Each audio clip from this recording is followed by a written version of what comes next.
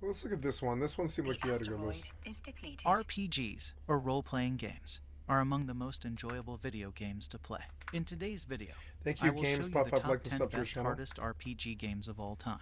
So without any further ado, let's start this video. Number 10, Legend of Grimrock 2. Legend of Grimrock 2 is one of the greatest dungeon crawlers that hasn't been a Diablo clone in recent memory. Players must proceed I with liked caution Legend through of the Grimrock game's too, yeah. huge dungeons, which are littered with traps, riddles, and a plethora of creatures. Grimrock 2 offers Legend of Grimrock 2 is a game that I do favor. I have had it. I've had the torrent before, but I've never actually bought it. Let's go see if I can get a DRM.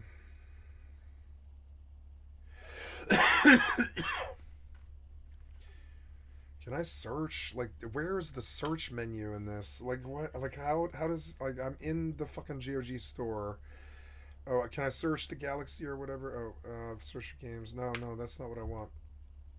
Yeah, what do you have for deals? You got, how do you search in this fucking, like, client?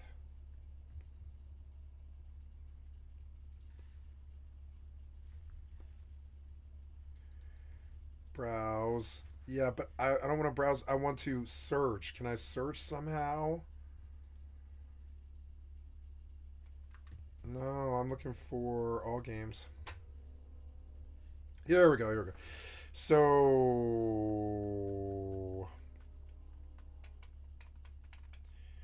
looking for yes, Legend of Grimrock 2.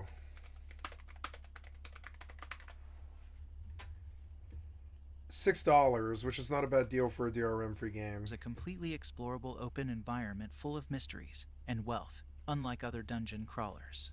Number 9, we have The Last Remnant. Square Enix. Yeah, Last Remnant was good. Yeah, that's a hard game. I remember that on the 360.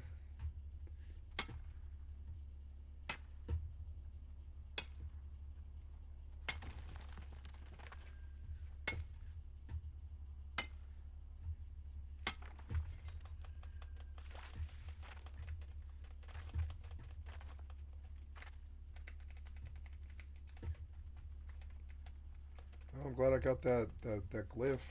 That's good.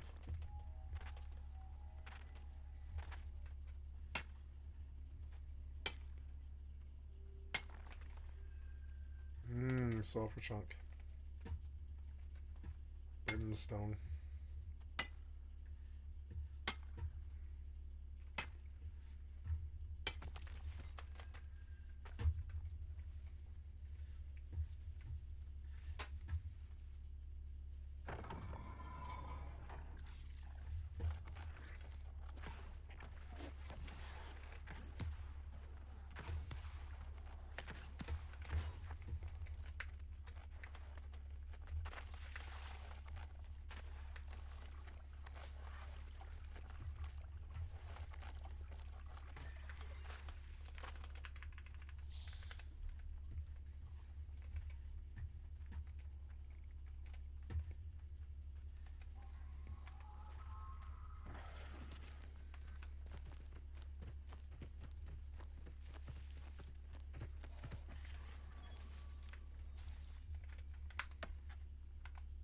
of the Final Fantasy and Dragon Quest series created the game. The fighting in The Last Remnant, on the other hand, is significantly more difficult than in the aforementioned Final Fantasy, Dragon Quest games, since the confrontations are among the most difficult in JRPG history. Number 8, we have Bloodborne. The city of Iharnam has a significantly more horror-themed motif than any of the other Soulsborne titles, yet there is an unusual beauty in the city's gloom, like something out of a gothic fairy tale. Bloodborne differs from the Dark Souls trilogy not just in its location, but also in its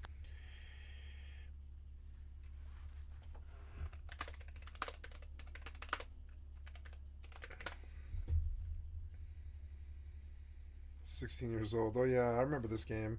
This game is last time it was terrible, but also amazing. Yeah, I do. I don't remember the combat though. I want to see the combat. Of course, the combat is where the game is different, and, well, it's fun.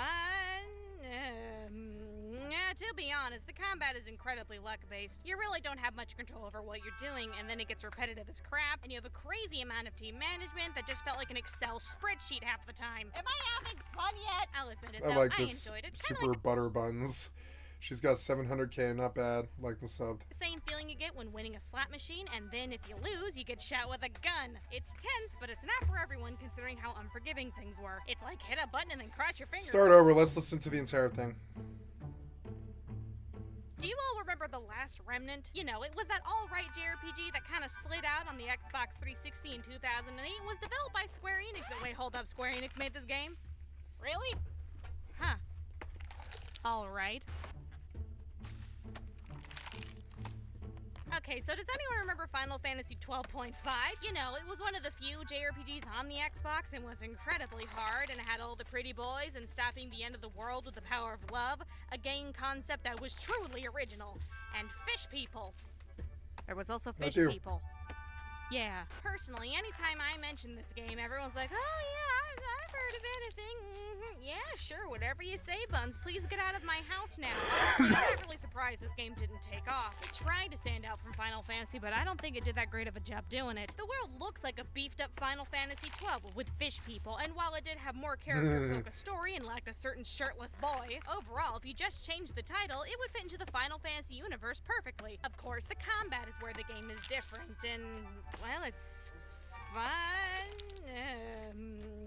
To be honest, the combat is incredibly luck-based. You really don't have much control over what you're doing, and then it gets repetitive as crap, and you have a crazy amount of team management that just felt like an Excel spreadsheet half the time. Am I having fun yet? I'll admit it, though. I enjoyed it. Kind of like the same feeling you get when winning a slot machine, and then if you lose, you get shot with a gun. It's tense, but it's not for everyone considering how unforgiving things were. It's like hit a button and then cross your fingers. Things go okay.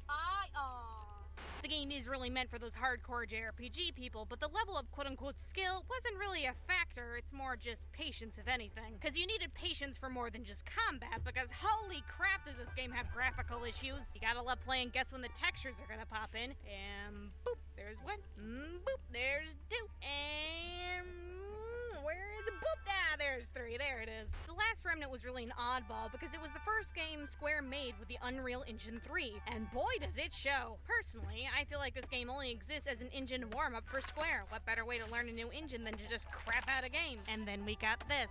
Honestly, I think this was the case since they shoved particle effects in every frickin' corner of this game. You might as well have smeared glitter on your screen. And then you got these trippy next-gen transitions that just seem really out of place. Ooh, pretty. To be fair, the PC version, the one I played, is a lot better than the 360 version, because that one looks like a slideshow half the time. I did it, Ma! There's still texture problems and stuff, but if you ignore all of that, is The Last Remnant a good game? Yeah, I'd say so. Listen, it's not amazing, but if you like the typical grindy JRPG, then it holds up, especially if you like micromanaging, because oh my god. The story is predictable as crap, though. You got the charismatic, androgynous protagonist archetype, number 37-H, screaming about his sister, and then you got people who want to destroy the world, Evil Plan 97-K, subsection B, but it's still fine. It's good. It's got shipping potential, if you know what I mean. And then also you got a really big gun called the Gay Bolg. No, for realsies, that's what it's called. Gay Bolg. Who wrote this shit? I'm just kind of... I don't know, but it's in every Final Fantasy. Why release a JRPG like this 1 year before Final Fantasy 13? Did Square Enix get into a fight and one team wanted to make this because they liked how 12 looked, and the other team wanted to make 13 because they gotta tell a real complex story about people complaining all the time and showing off Lightning's thighs? They kinda suffered from the same issues too. Last Remnant is way more open world, but they both have painfully automatic combat systems. Like hit a button and then take a nap. Who needs a player? What's that? It also didn't help that there's a setting in the PC version that turns off all the critical triggers, and then it literally gets rid of half the gameplay in combat. Just saying, that probably wasn't the best idea to put in there. Whose idea was this? Was it worth it? I don't understand. I mean, it did kind of well after the PC release. Of course, it kind of helped the game was like $10, but whatever. It was successful. And with that being said, especially if you like Final Fantasy 13 or 12, try this game out. The combat gets addictive after a while, and it's a time killer, that's for sure. Really scratches that hardcore itch people might have. But it's just a shame people forgot about The Last Remnant. But then again, I can see why people forgot about it.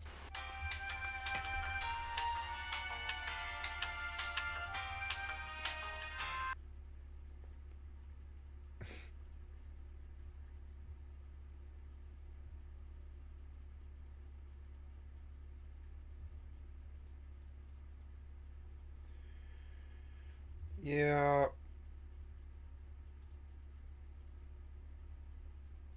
Oh, this is from 8 years ago, damn.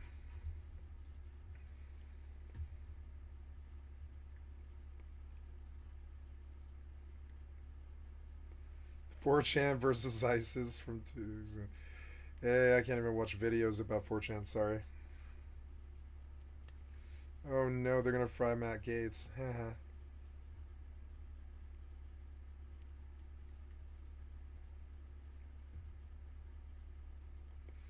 This is one of the worst games in the world.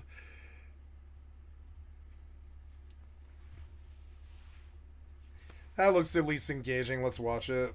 Brighter Shores just came out. I have a lot to say about it. Like, a lot. Way too much. I don't know why I'm like this. Why do I talk so much? I need to shut up more. Before I talk about what that is, let's talk about what it's not. Brighter Shores is not RuneScape 4. I've already seen so many videos, so many posts about this being RuneScape 4, expecting it to be the next RuneScape, the improvement of RuneScape, the envisioned Not even RuneScape that close. Andrew Gower had. And if you go in with that expectation while experiencing this game, you've already hindered your experience, and you're gonna have a hard time. I can see why you'd think it is RuneScape. There's many things going for it that may point in the direction of possibly being a sequel to RuneScape, but it's not. So what is Brighter Shores? Well, I don't know. I'm still trying to figure that one out. I think Brighter Shores is still figuring out what it is. This is allegedly an MMORPG. I don't know if it meets the criteria to be that yet, but I also want to add a few notes here. I don't think this is a bad game. I'm not making this video just to criticize the hell out of it, talk about how it's a doomed game, a dead game, it has no chance of survival. This game has a solid foundation and a lot of potential behind it. We're gonna go into everything, but I will be criticizing it a lot. Everything I talk about is entirely based on my experience and my gameplay, which every second of my gameplay can be viewed on my new VOD channel. I streamed every second that I played this game. It's all up for you to watch, so you can kind of see where I'm coming from, why I make the points that I do. It's all there. You can see it firsthand. I'm not just taking other people's word for this. I experienced a lot of this game. I want to tell you now, so you're not like, oh, Jim, what's that? What was it? You don't remember what you said before?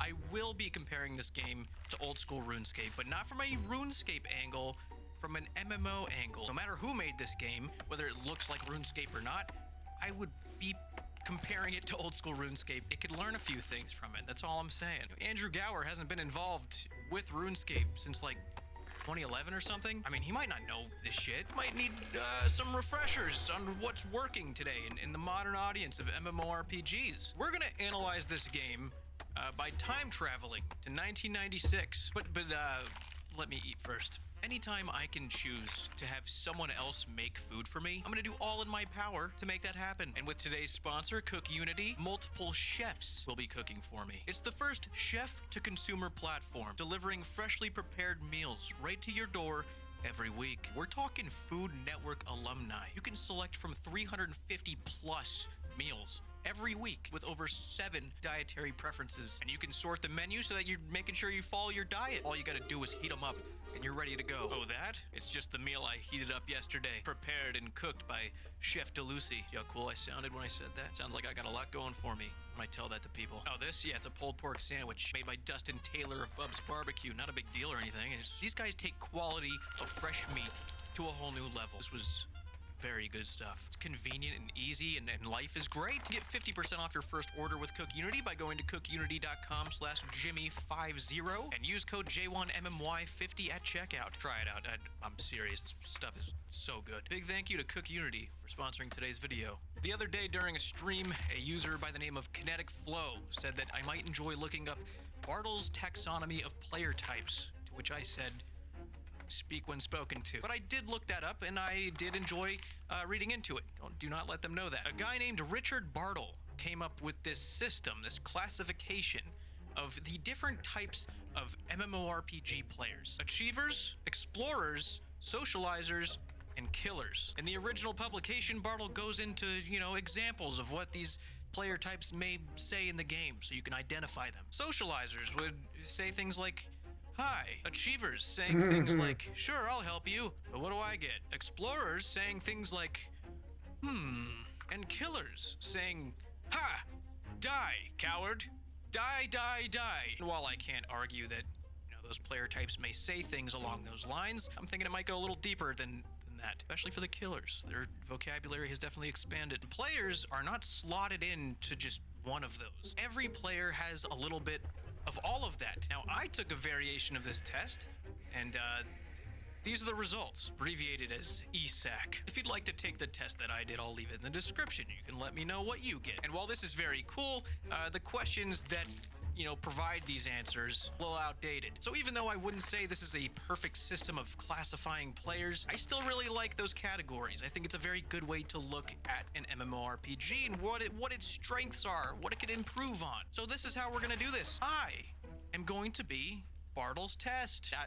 This is me. You could look at me, like a Scantron from here on out. And Brighter Shores will be taking me. I determine its results, and I tell it what kind of player type it is or whatever. And I'm gonna further develop these categories and try and approach it from a more modern perspective here. Exploration. We're gonna be looking at the depth and clarity of its world building, the established lore and how it presents it, the region aesthetics, how pretty is it, how nice is it to walk around the game, the navigation and controls, how seamless is it to feel like your character is a part of the world? Achiever. We're gonna be looking at short and long-term goals. What's there for us? The progression system, the incentive for players to grind, time versus reward, and dopamine hits.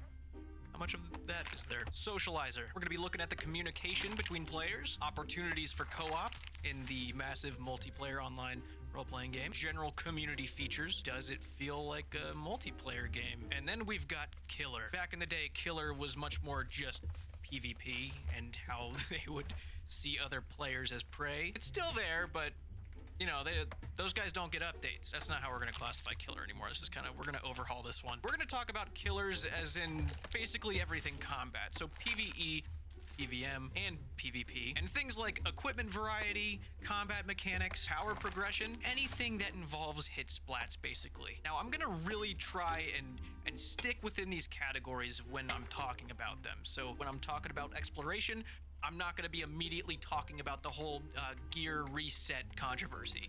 I'll get there. I'm gonna talk about everything. So, let's see how it did. If a game is going to be around for a really long time, like most MMOs would strive to be, not only does it need to have really good world building, but it needs a really good way to present its world building to you. Let's address the elephant in the room and take a look at the graphics of this game. The fact that this game clearly is inspired by RuneScape 3 graphics. There's just no denying that.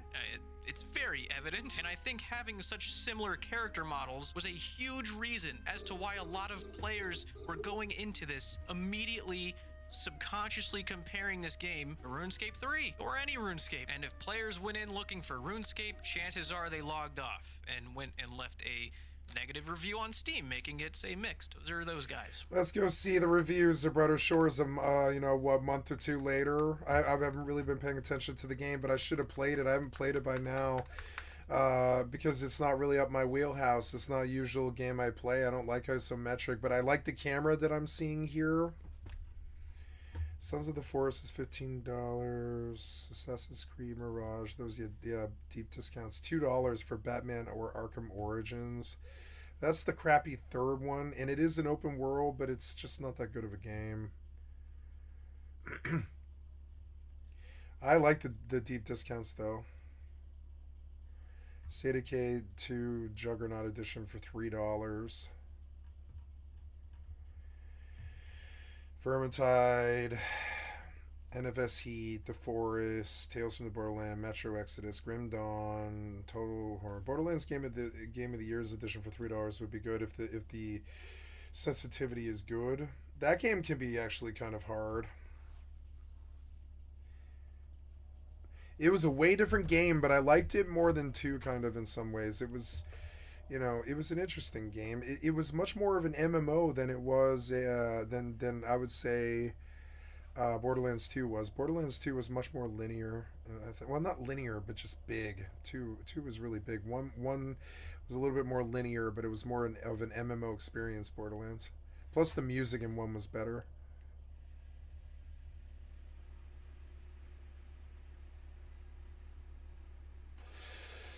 That's all, huh? It's good, but I don't like it.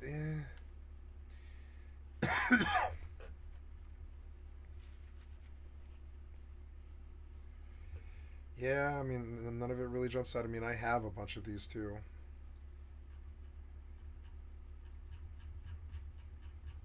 It's a good list, though. I don't mind it. You know, it is good. It's a shame. Let's go take a look at Brighter Shores. Yeah, install this on the C drive just because I want to hear the music. I don't know. The music might be good. I don't know. It's only a gig.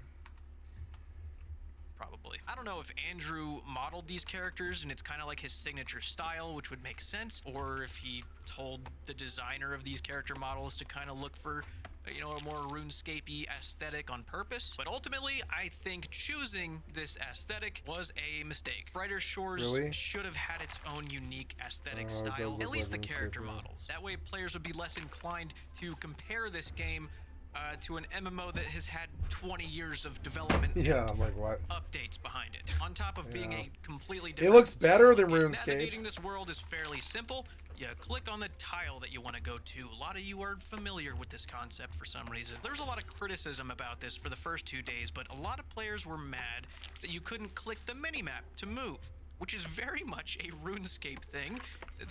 Those guys play RuneScape, but they put it in the game.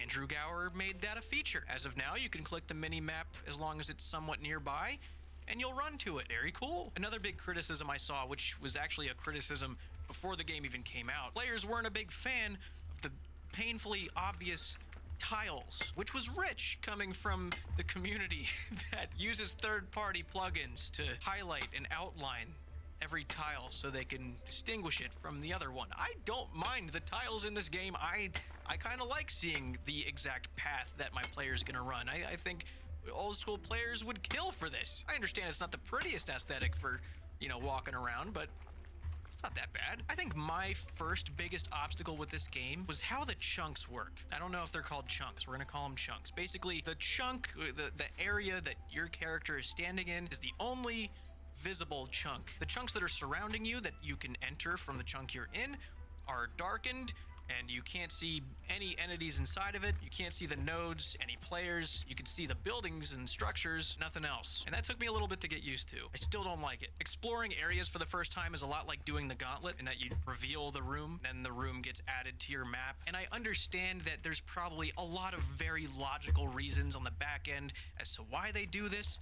It's probably the reason that they've had very stable servers on launch. It's probably optimized better than most games will ever be. It's just that it doesn't look great. I would love it if it was like 4 rendered chunks at a time rather than just the one you're in. It definitely felt like a little claustrophobic at first. Like it took a while to get used to, and I think some players never really got used to it. I will say in the third region that you get to, it definitely works a lot better because you're in a mine. It just feels a little cramped. There were a bunch of times as I'm running around the world that it suddenly felt extremely empty. Even though there were hundreds of players in the areas around me, because mine was a lot less busy, it felt like the server became empty. And it just hits you with like a brick of loneliness or something, which I don't want that. No one wants that. I just want to see other players. I don't have to talk to them. I just want to see that they're there. This whole darkening of chunks thing also brought along a flaw of the camera. The atrocious, disgusting camera movement. Oh, I don't know if it's really? just because I'm used to, you know, moving the camera a lot while I'm playing, or, you know, I want a nice angle,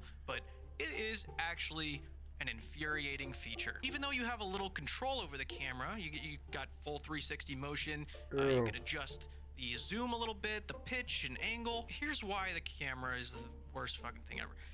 If you're standing in a narrow area and your character moves to the side of it, the camera will stop following your character after a certain point. It just halts. Your character keeps going, but it stops. And the reason that they stop the camera there is because they don't want half your screen filled with a darkened, unseeable place. They don't want this darkened area being on your screen, so they stop it at the edge of the lit up area, which I guess I understand, but it sucks. I hate it.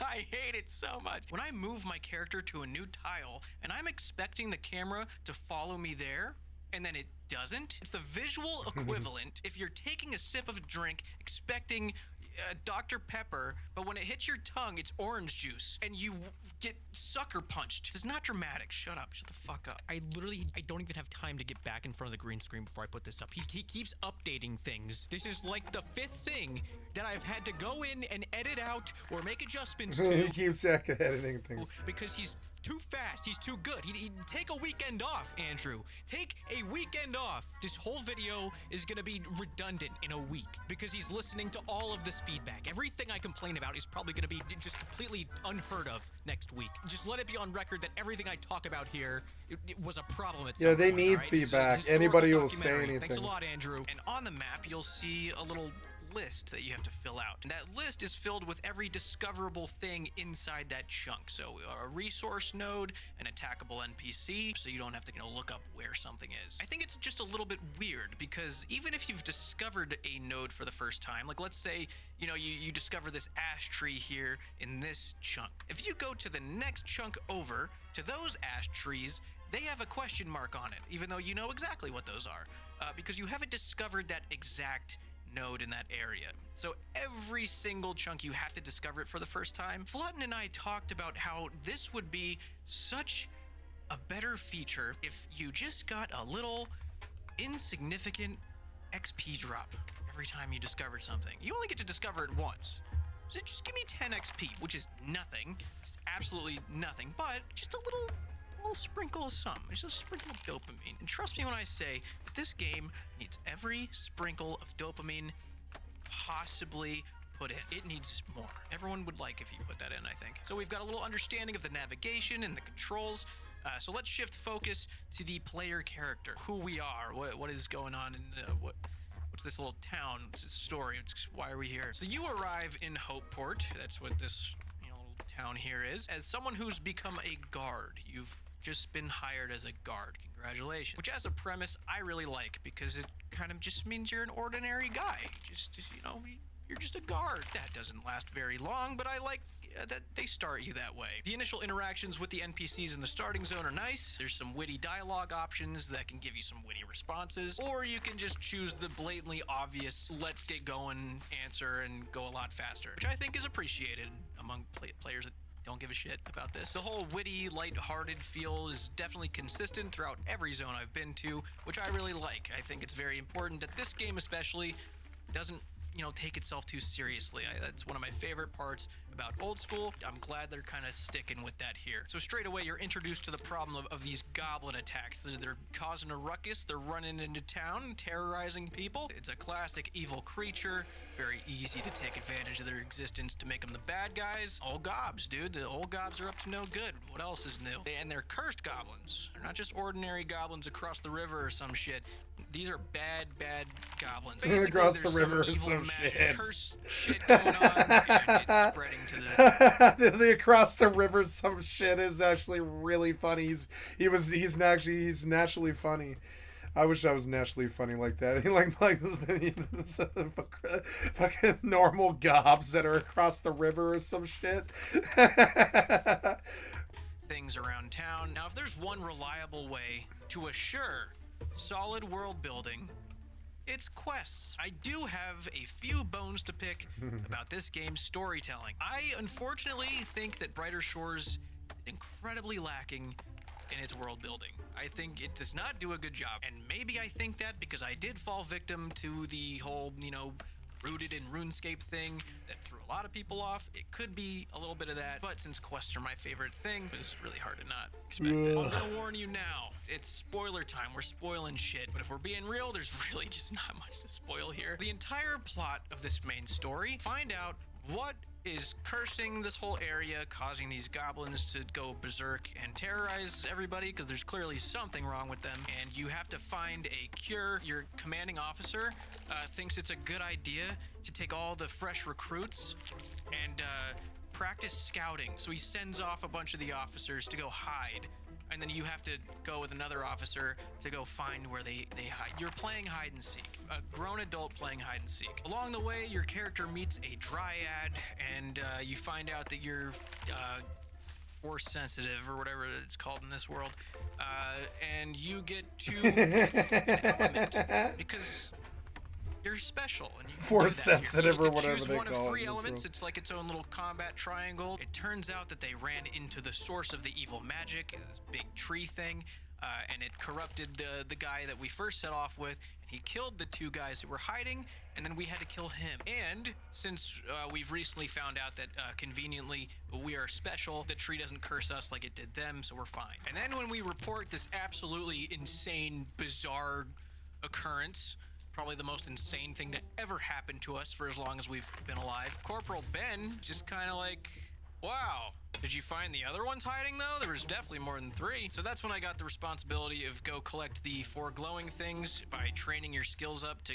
you know, get to the area you need or defeat the little boss that you need to defeat to get to the glowing thing. And then we cure the evil magic tree, but the dryad is like, oh wow, I feel more evil curse shit coming from the mine. And then I get excited. We really needed to explore the rest of the area, try out the professions that are unique to that area. So I start stumbling upon side quests. And the side quests, how do I describe them?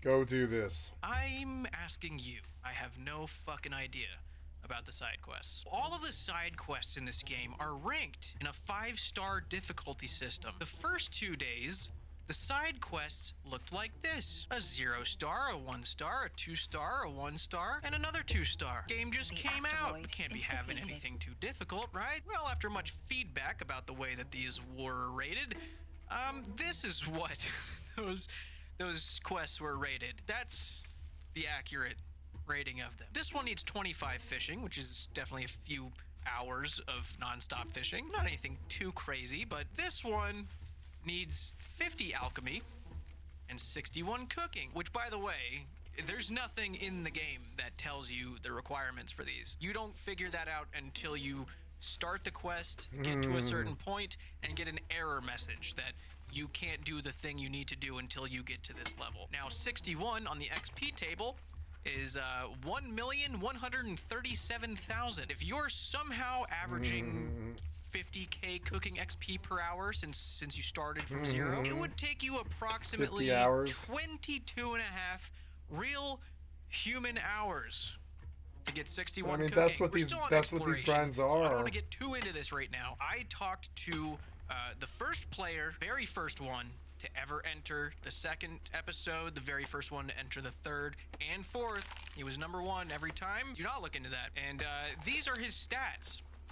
After 46 hours of efficient gameplay. Side quests are out of reach. So back to the main quest. I grind through, I get access to the little areas I need to get the glowing things. I do some little boss fights. Very cool, I guess, kind of, almost. Time to explore the mines. I've got to go report in to my guards, my commanding officers, just let them know what's going on. I mean, it's my first day on the job. This is insane that this is happening. So I tell my commanding officers about what happened. They are shocked at this turn of events. They can't believe it. This magic of old or whatever I just inherited from those things, lightning magic, hammer guy. And they're like, wow, you're a valuable asset. You're a little too valuable of an asset. I don't think you can survive that mine. This place respawned. We'll let you I've never go seen to it do that mine before. If you get 60 total in the new area and 153 total in all the areas. You need a Hope Force level 6.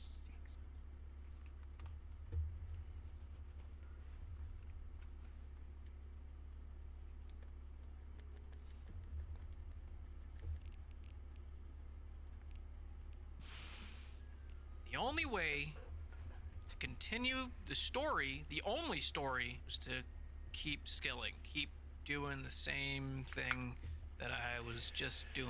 That's what RuneScape is. That's what RuneScape is. It's why I can't really like do it. It's like it's good, but it's 10 minutes of actual story happening between. I want to go read the reviews now. Let's go look at Brighter Shores, and I want to see the discussions and stuff.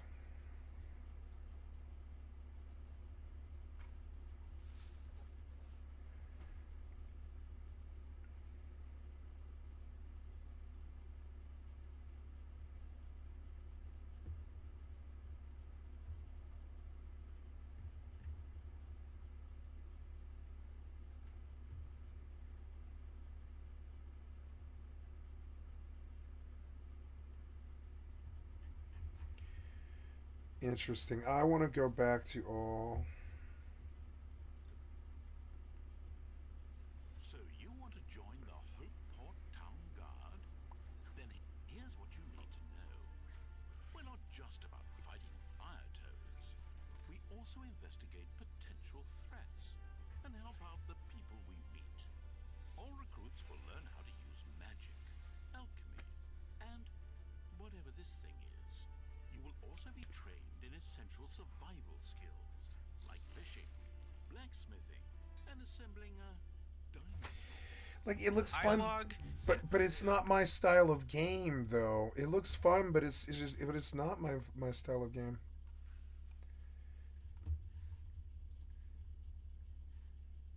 Cutscenes and boss fights. I think about. I'm gonna go piss real quick. I'll be right back.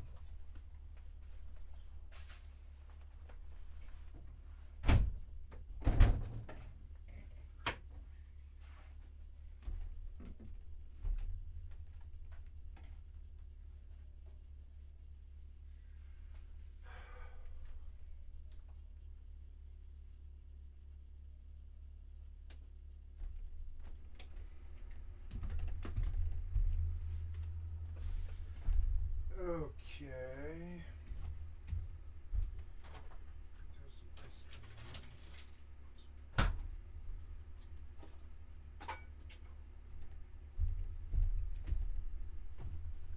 Okay, I'm gonna have some ice cream and watch this video. About 10 minutes total. All of the grinding for 10 minutes. A little sliver of questing. I was not a fan of that. I was very upset. Now, I don't mind grinding. I've done a lot of that. I'm no stranger to it, but I just got here. I'm new. We're all new. I want to know about the world. I want to experience this. What's going on? Who are these people? Who am I? I don't know. I can't find out until I skill for 12 more hours. So I gotta grind for the main quests, and I gotta grind even harder for the side quests. I can't quest. There's one way forward, and it's skilling. That's it. That's all I can do. That's all there is. That is also why I only made it to the 3rd zone, because I wanted to make this video, but I didn't want to go another 12 hours just to make it to the next one. So for now, I've only got 3 out of 4 under my belt, and I still barely know anything about the story. But you know what? Maybe I've got it all wrong, and maybe The story is not what's important. It'll never be important. It's not what they want you to look at. Maybe this game is for the grinders, for the ones looking for accomplishments, setting long-term goals and practicing self-discipline. Maybe this is a game for the achievers. We've almost conditioned our brain to expect some form of grind. We've accepted that it's a part of MMOs, so when this game came out, it's no surprise that people were on board. They didn't even question it. They just started going. It's what we've become. When it comes to achievements, this gets a little tricky because Brighter Shores is a brand new game. It's in early access. I don't think anyone can confidently pinpoint this early in the game's release what a worthy, sought-after achievement truly is right now. The reason that someone would go after a skill cape in RuneScape or a mountain WoW is because those items have accumulated a status over time. Players who've played the game for a long time and are familiar with how everything works have a mutual respect and value put on those items. They're indicators of a player's journey and personal accomplishments. Brighter Shores also has skill capes. Every skill has 4 variants at 50, 100, 200, and 500.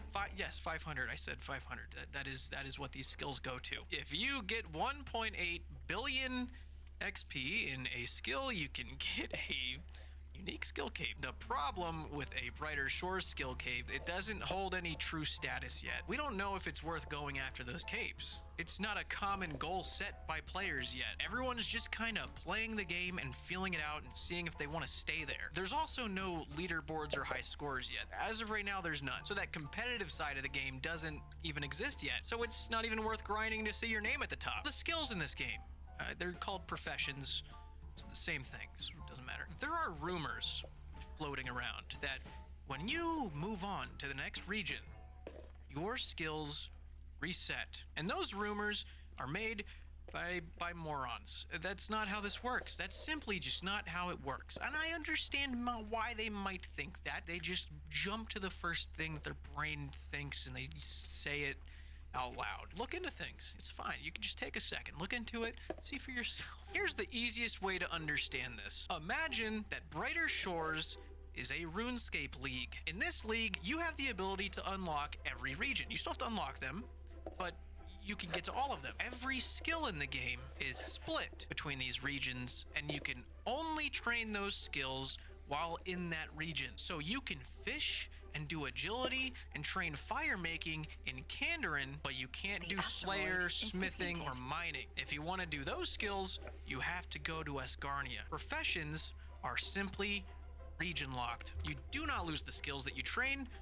It's just that you only do those skills in certain areas of the map. There are no trees to cut in the starting zone, so you don't need the wood cutting skill. There are no trees in the mine, so you don't need the wood cutting skill. There are no ores in the forest, so you don't need the mining skill. The combat is a different story, but we're gonna get to that later. But just know that the skilling in the game does not reset. It is region locked. Get to the new region, you get new skills. You unlock new skills, and you will return to every previous region to train those skills, because you need those skills to train the new ones you unlock. Just look into things for a second, okay? Everything's probably fine. It's way less extreme than you might think it is because an idiot wrote it on the Steam review. Now, clearly this is a very experimental feature. I literally had to explain this concept in the form of a temporary RuneScape game mode where everything's out of whack and not normal. This feature is a risk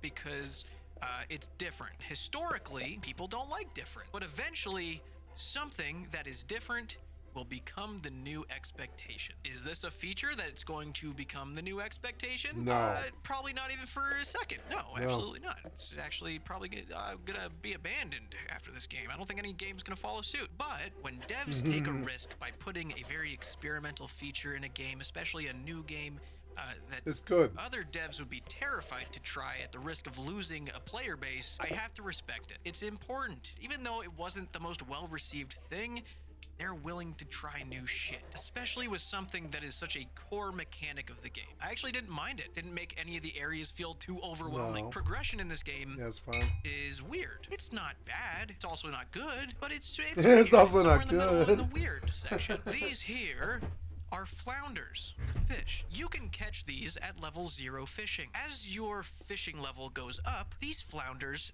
magically turn into a new type of flounder. At 0, they're mottled flounders. At 6 fishing, they're olive flounders. At 12, stone flounders. 22, arrowtooth flounders. This fish node here is essentially a 9-in-1 fishing spot depending on what level you are. So this eliminates the need to create 9 different fishing spots around the map and just... My god, doesn't it sort of look easy to design a game like this? Why don't I just go rip off a game like this? It'd be like, I'll give you lots of skeleton combat or something. All the skilling works. All of... Chop these trees down, build a wall, you know? Yeah, build a wall, now build a base, you know? The nodes and resources scale and have different tiers of itself. It's the same thing for production skills, like for cooking. I've heard a lot of different opinions on this. Some say that it's nice because it keeps early game areas fresh, and, you know, no matter what stage of the game players are at, they can see each other and interact with each other, which I get. I like that part. I've also seen the perspective that this kind of seems a little lazy, that they're just reskinning nodes and mobs, which, by the way, it's the same thing. Yeah, it looks low rent. For the mobs. All the NPCs that you can fight, the same thing happens with those. Reskinned, scaled up level. I think as of right now, I'm fine with this, but I think this is one of the things that the community is going to come to a consensus about way down the line. Now, a big issue when it comes to all this progress making is banking. If you've kept up with this game even a little bit, you've probably heard somebody mention 32 carpentry. Once you hit that carpentry level, the game is changed, because you now have access to little deposit boxes all over the map so that you don't have to run to the individual banks. All the resources have their own banks. It's not all just one big one like we're used to. And at 32 carpentry, you can finally make these deposit boxes, the storage rifts, and it just makes grinding so much easier in every way. I wouldn't know. I didn't get 32 carpentry, so I have no firsthand experience with this. I imagine people that got that are living the good life, but that was a separate 8-hour grind that I simply just wanted to pass up for the sake of reviewing the rest of the game. But with how the grinds are currently structured, I just don't think it's going to be enough to sustain a long-term player base that's dedicated to these very intense grinds. One of the first shockers that hit the majority of the player base is the huge drop-off once you hit 20. The XP that you have in total in a skill at 20, it takes half of all of that XP to make it to 21. And I don't entirely understand the reasoning behind that, since the skills go to 500. Getting to like 20, 30, 40 in old school, I mean, it doesn't take that long, and the max skill is 99. So I mean, I get that it's a different type of scaling going on here, but it just feels really intense. All this grinding and all the progression, the way it's set up, it really comes down to the why. Right now, I think a lot of the active player base is just riding the wave of experiencing something new. But I don't think that wave is going to keep them there forever. I don't think this is gonna last. I don't like what I see. It really seems like a really old base game from the PlayStation 1 era. It looks like it has good grinding and good XP and good fighting and stuff. I don't really dispute that. And I like the camera. I do like the camera. Based on what's there, the camera looks good to me. There's no light at the end of the tunnel with this grind. I really think there needs to be some more paths of progression. Yeah, like something like a base build system or something. It doesn't seem like it has the evolution that I kind of want. Like one of the things I looked at with this is like, I don't know. Does it have like base building? I think these games could be good if they have base building, but I don't know.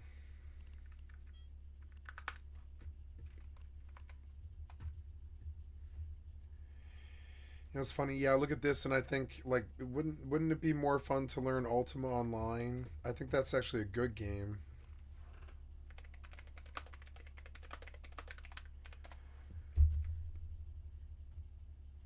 Yeah. Ultima Online, a fantasy MMORPG set in the world of Britannia that was originally released in 1997 and was well known for its extensive PvP combat and incredibly versatile character customization. This bad boy had 8 expansion packs and a free-to-play update in 2018 that helped keep the game active over 25 years later. You see, for context, when I was about 10 or 11 years old, I remember going to my local EB game store and seeing the box for Ultima Online, which, you know, over 2 decades ago, it was the first and only MMORPG I've ever heard of. Every time I went there, I'd always Thank check you, it out, Pixel fantasize Rookie. about how I've liked cool this it up would to be your play with channel. thousands of other people in Thank this you, fantasy Jimmy. epic. I've liked this up to your But channel. my hopes and dreams were quickly extinguished when I saw the $10 monthly subscription fee, something that 10-year-old me just couldn't afford at the time. I recently remembered my childhood dream of playing Ultima Online and was inspired to jump into the game a quarter of a century later to finally experience it. This is Eric with Pixel Rookie, and this is Ultima Online in 2023. Because the game went free to play in 2018, installing the game was easy enough. I booted up the game and realized that I needed to create an account using EA Origin. Ugh. Now, Ultima Online is very much a sandbox-style MMO that doesn't really hold your hand with what to do. Because of this, I came up with my own goal, which was to escort him to the New Haven dock. Stop bleeding from the cacophony of overly loud I skipped too When I far. confirmed my choices and entered the game, I was greeted with a lot of stuff. I spawned into New Haven, the game's tutorial location, and was experiencing a complete sensory overload. After my ears stopped bleeding from the cacophony of overly loud music and sounds, I was bombarded with windows all over the screen. Pretty much all of Ultima Online's UI is customizable, and you can move everything around to your liking. For now, I just pushed the menus out of the way enough that it was manageable, and once that was taken care of, I found myself standing directly beside an NPC with the tried and true quest marker exclamation point above his head. Hot Dog's very first quest, which was to escort him to the New Haven docks, which was like maybe 50 paces from where he was standing. Okay then, let's do this.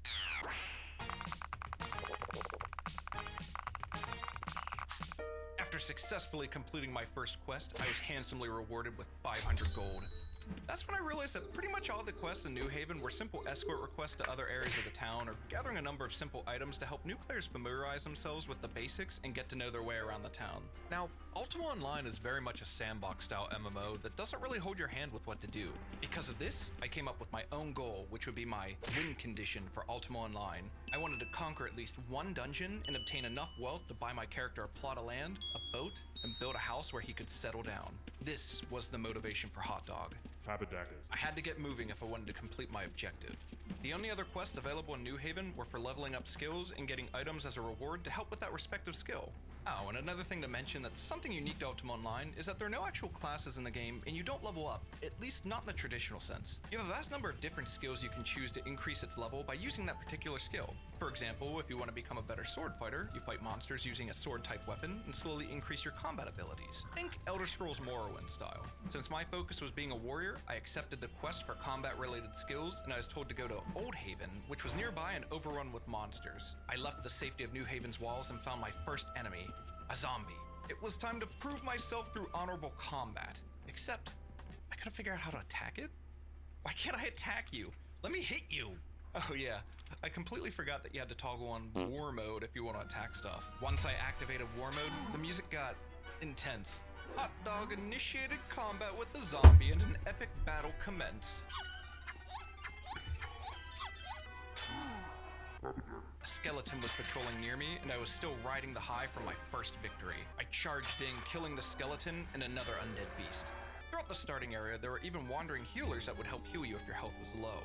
Once I was rejuvenated, I jumped back into the fray. Okay, so the music has to go, it's just not working for me. Oh, much better. Alright, where was I? I continued killing the undead that wandered the ruins of Old Haven while slowly growing my skills. Hot Dog had a long way to go, but this was a good start. I found a nice two-handed axe that did more damage than my starting sword and had a chance to proc some magic attacks too. Nice. I also discovered that toggling war mode on and off was really important when trying to speak with NPCs. A quest giver all the way out here in Old Haven? Oh, Nope. There needs to be alternate ways to level your skills up, which you'd think would be the side quests. You'd think the starting area of the game would have starting quests. There's no alternative way of skilling. You are on a linear path of progression. I'm not sure what there is to look forward to right now until more updates come out, and I think that's what it comes down to. The early access is just showing itself way too much. I don't think the game was ready for early access, especially for the achievers. There's just got to be more. And I think we just have to wait for that. As previously mentioned, this category used to be strictly PvP, but in my test, a killer is a killer. Whether it's a goblin, an alleyway thug, a bird, I don't care, it doesn't matter. A kill is a kill is a kill. And that's you, you've got that in you. Let's talk about the thing that everybody wants to hear about. The combat resets, the gear resets. This has pissed off more players than any other mechanic, any other feature, by tenfold. When we were talking about all the skills, like the production and resource gathering, that wasn't a reset. Those are all unique skills, except for foraging and gathering. Those are definitely just the same fucking thing. Combat is a lot more understandable to be feeling like it's a reset. To understand this, we will once again be looking at the league map. In this league, your combat level is region locked, and so is your gear. Your Asgarnia combat level is 32, and you've got a full set of adamant armor with a rune scimitar. Good work, you're killing it. But as soon as you wander into Kandarin, your adamant armor suddenly gets the stats of a full bronze set, and your rune scimitar has the same stats as a bronze dagger, and your combat level is 3. But if you step back over to the Asgarnia zone, it's all normal. It's all fine. But you go to Kandarin and it... nothing. You're pathetic. And that's what it is here. There's a different profession of combat in each region. In the first region, it's guard. Second region, scout. Third, it's mine killer, Minecraft killer, whatever. Mine fighter. I think it's mine fighter. Just imagine all of that just says combat level, and your combat level is unique to that zone, and your gear is attuned to that zone. Your adamant armor here brought down to the stats of bronze armor over there, and that concept has turned a lot of people off. This is actually a deal breaker. If there was somewhere to congregate for a riot, that this would be what they're rioting about right now. On the second day of this game being out, Andrew Gower put out a blog post on the Steam store page addressing this whole debacle. One of his points of reasoning for making the game this way is to make it accessible to both players who have a lot of time to play and players that have only a few minutes a day to play. And when he said that, I got way more confused, because if you've only got a few minutes to play, you're not getting to the fucking second zone. This will never apply to you.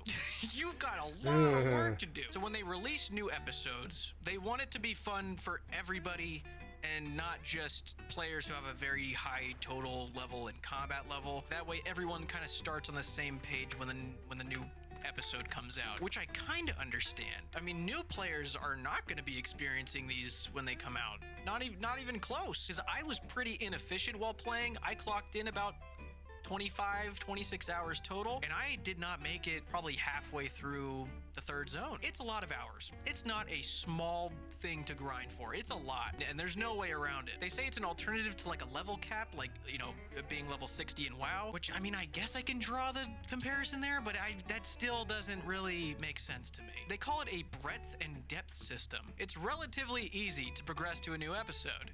Breadth.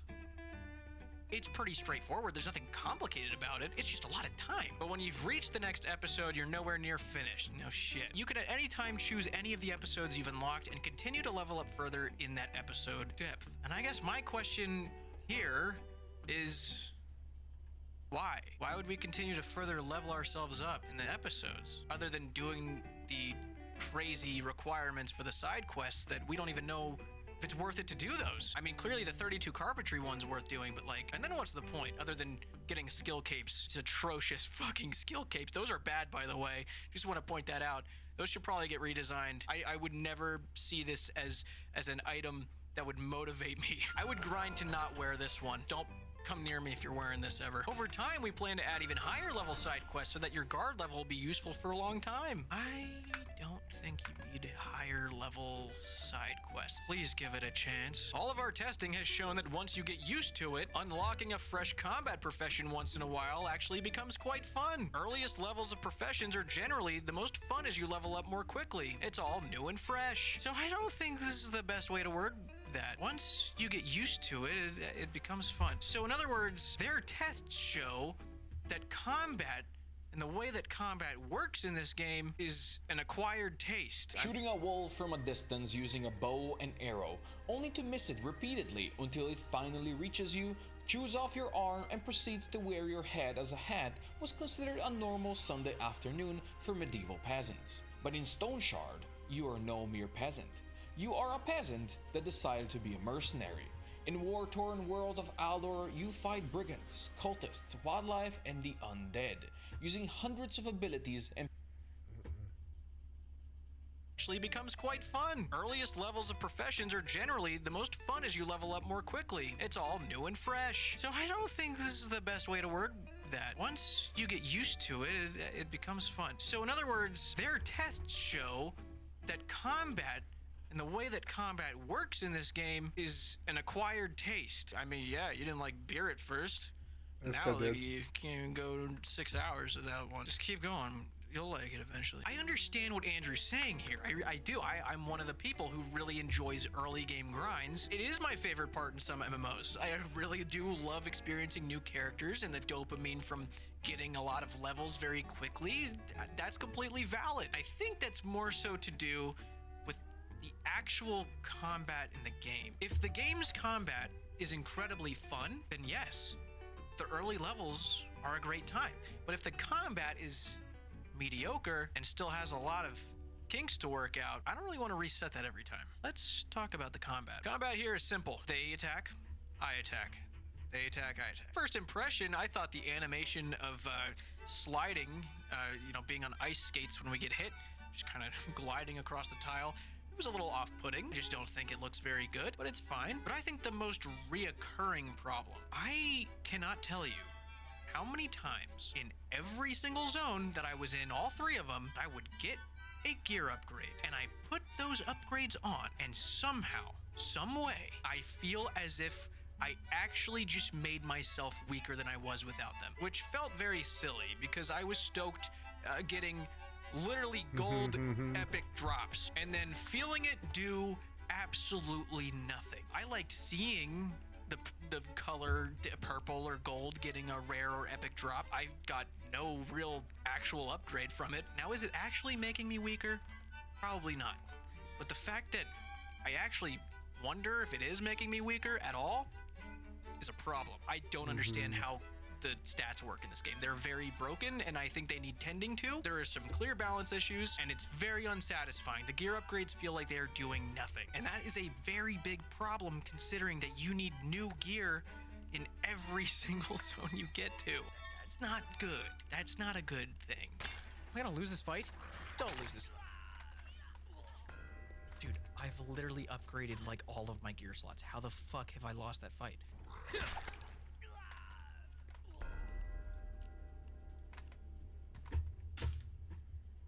No way.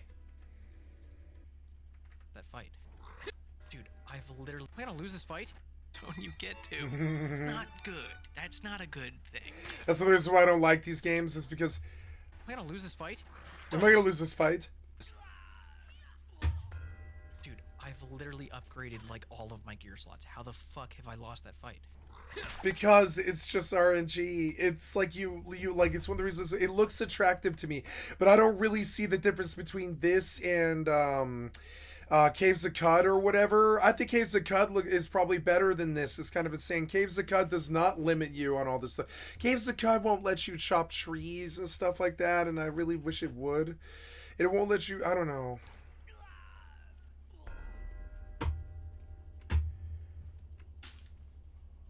No way. What is this? What is this game? What do I need to do? I can't believe he's got that expensive chair.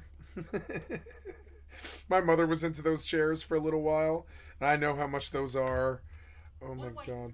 What do I need to do to not lose with level 0 in this fucking video game? And another thing that absolutely, undoubtedly needs attention, there needs to be auto-retaliate in this game, because so many times I would click a mob to attack it, my guy would go over and initiate combat with it, and then stop attacking.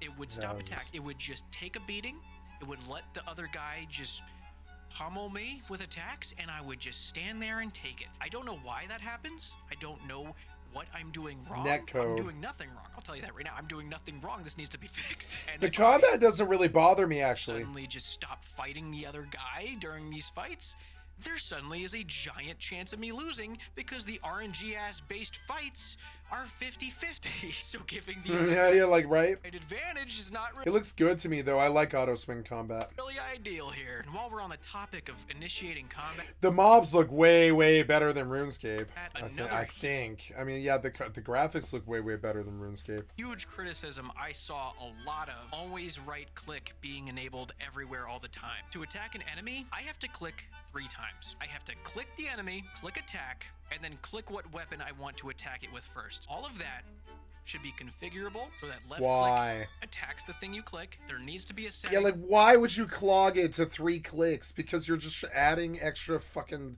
It's like slavery with extra steps. That sets what I want my default attack first item to be. Yeah, so He fixed it. he already fixed this. I Yeah. promise this was a real issue. Like, literally yesterday. He's so quick. I've never seen anything like it. I just wanted to add that. He's literally already fixed it. So the other thing I don't like is the immunity system. This is very unlikely to change. I think this is very much a core mechanic they will not get rid of because of the way the game's designed. I just personally don't like it, but if you're walking through a zone and there's an aggro monster there and it starts attacking you, you become locked in combat until you press escape, which starts the immunity spell, and you essentially need to tank like 4 or 5 hits, and then it disengages you from combat and you can run away. I feel like it's extremely unnecessary. I don't know if that's supposed to like play a role down the line. I would like to just be able to run away, like I can just run away in any other game. I don't want to press escape every single time, because when you cast immunity and you go to the next section, your immunity's gone. And if what's that a sound? monster over there is also no. aggro, you have to cast it again. Let me keep playing the game. Don't halt me. Another huge gripe with the combat system right now is with the classes. In episode 2, you pick one of 3 classes: Cryo Knight, Guardian, or Hammer Mage. They all have their own elements of attack. And these classes right now are, as Will put it, purely cosmetic. I think the only thing they actually do is make you weaker to one of the other elements. It's just kind of mind-blowing thinking about the fact that you unlock a class in episode 2, and there are 4 in the game, and they don't do anything. I picked Hammer Mage, which is like the arcane lightning class, and the only reason I picked this class is because in region 1 I got a rare Hammer Mage only weapon. So when I got that, I'm dying. I had locked it in before I even got there. Why am I That's what I dying? did. I picked Hammer Mage, which is a decision you cannot change.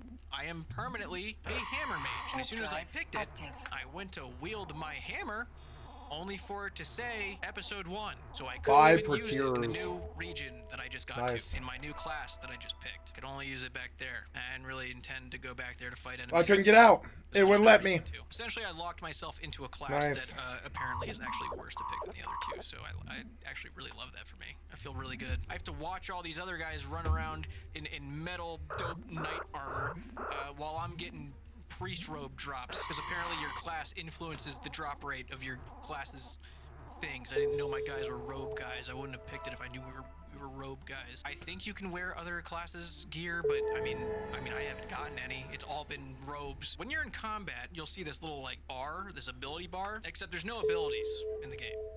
They don't exist. I feel like that might have been, it should have been a very top priority to finish before early access. I feel like that honestly could have saved a lot of players from stopping playing. I mean, at least if you put special abilities in that were, specific to your class, you'd have at least those to work with when your combat is completely new in the new area that you have to start from scratch. I feel like that would have helped a lot. I haven't mentioned the attuning system.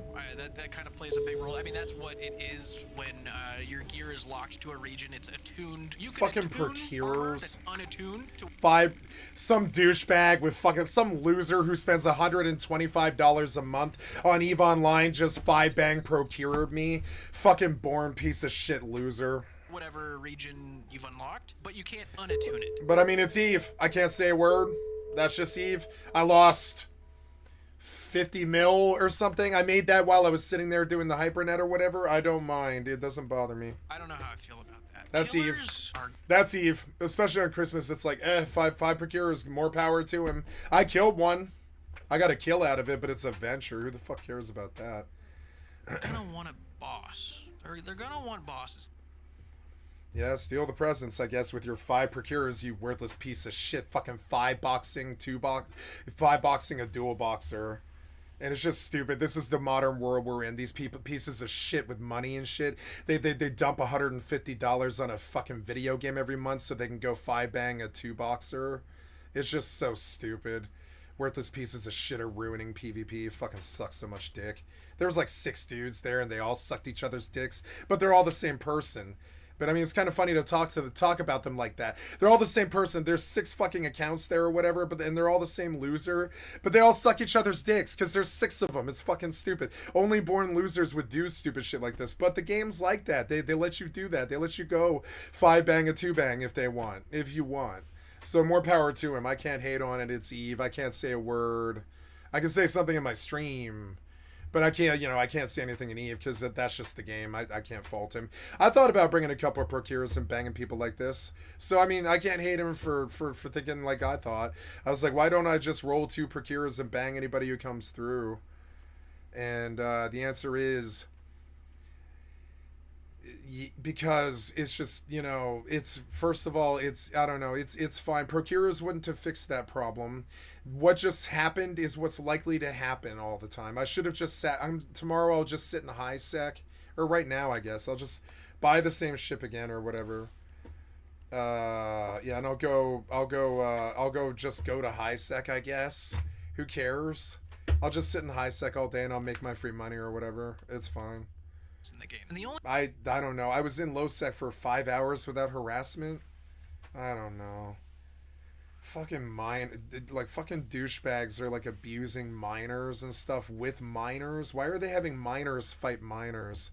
It's fucking stupid. It's such a retarded ass mechanic. Hold on, let's swing each other's mining picks at each other. Maybe we'll get the mining picks in each other's mouths and start sucking a lot. It's so goddamn stupid. The developers are not as good as they used to be.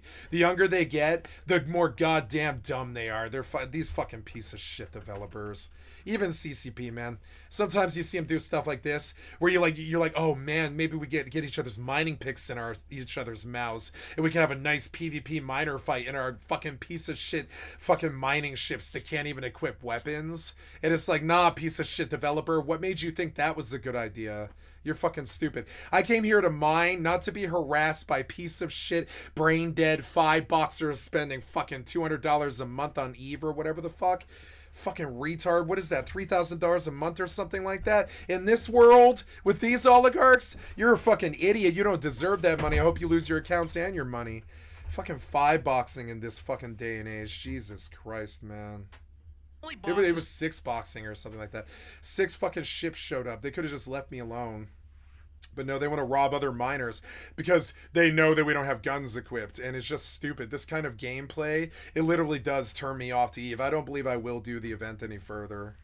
It's fucking stupid. This sort of stupid-ass design, I don't blame that guy. He's fine. He's within the rules, PvP on a PvP server. I'm talking about the developers got that mining pick up their little butt, and they're making these poor decisions of having the miners die and stuff like this to other miners, 5-box miners. Fucking worthless piece of shit developer. What made you think that was cool? You're fucking dumb. The guy's gonna be like, don't go to low sec. Yeah, do go to low sec. If I want to mine that thing. Nah, man, the event's garbage, kind of. This is not as fun as it was the year before, or the year before, or the year before. Each year it's been a little less fun. Remember 2 years ago, this was so fun. Last year's was shit. I ditched out the first day. This day, I've gone, I think, 3 or 4 days, and I've not really made too much money, honestly, I don't think. I mean, maybe. But this hasn't been that fun. I don't know. This has not been that fun. Their events have not been that fun to me lately. Like, remember the Federation Grand Prix? That shit was so fucking fun in like a Gila and stuff. This shit is goddamn bullshit. I get ganked by a fucking like a 5-box fucking piece of shit moron who's paying like goddamn $3,000 a year or more to play Eve each year. What the fuck is that? That's the kind of complaints you used to hear out of Diablo Immortal. I don't want to get fucking $5 by some cocksucker who blows $3,000 a year of his loser ass money on fucking EVE Online. I don't want to get fucking 5-banged by some piece of shit loser. I was just 5-banged in your worthless ass. I'm gonna tell them. I was just 6-banged by a 6-boxer in Procurers in your Nexus event. If I wanted to get fucked by someone spending 3,000 real life dollars a year on EVE. Like, what happened here? Oh, cool. You just erased it, huh? You just erased it. Cool. Yeah, seems convenient. Yeah. I was just killed in your Nexus event in retrievers that don't even have weapons equipped by a 6-boxer. Fucking loser who spends $3,000 a year on fucking EVE. It's like you've literally published the oligarchy into the fucking game. There was no fucking way most anyone would have been able to deal with this guy in a mining ship. Why you promote this behavior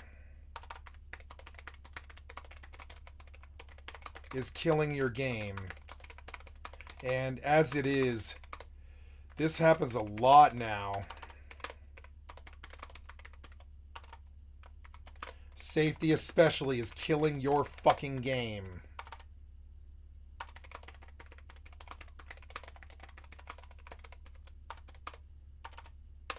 I'm not re-upping my sub.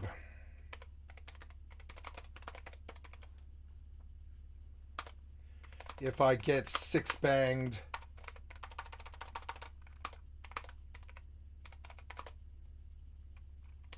by losers who spend thousands,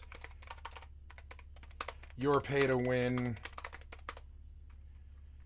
in terms of multi-box is poisoning the game now.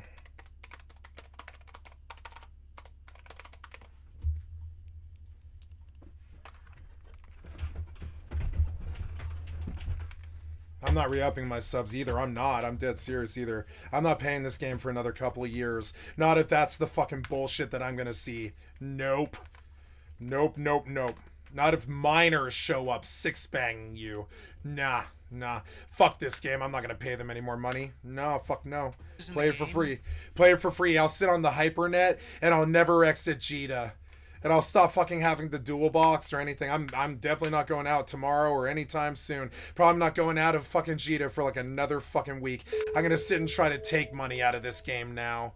No, you wanna fucking bang me with a fucking 6-boxer cocksucker blowing $3,000 a year on fucking EVE? You know what that sounds like, right? Diablo fucking Immoral. That's what it fucking sounds like. It sounds like some PvPer gets to dump $3,000 a year on 5-box accounts or 6-box accounts so they can roll through and bang you in minor ships that don't even have goddamn guns equipped. You think that's fucking good, CCP? You're fucking stupid. That's so unlike CCP and what you used to be.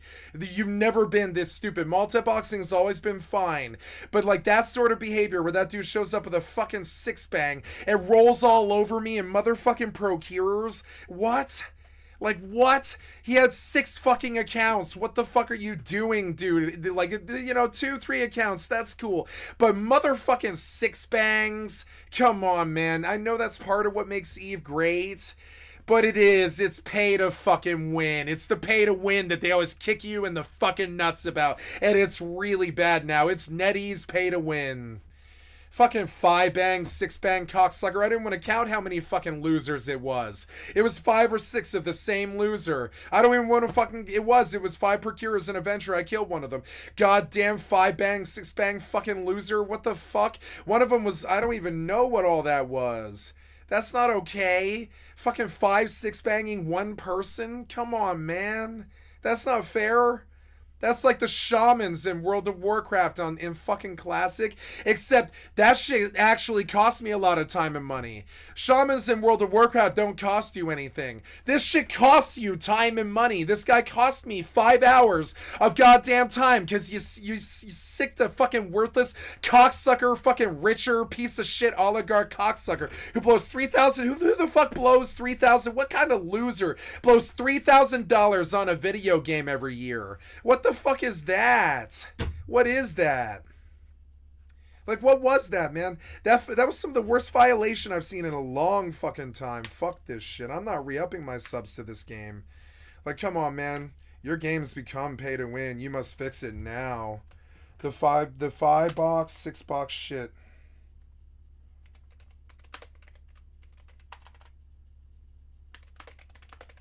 Has major game. Pay to win.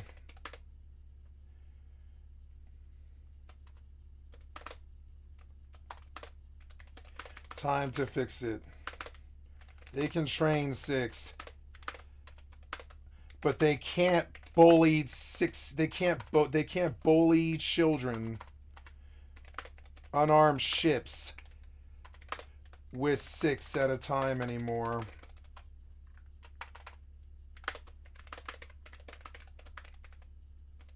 It's turning you into Diablo Immoral. And that's what I said on stream too.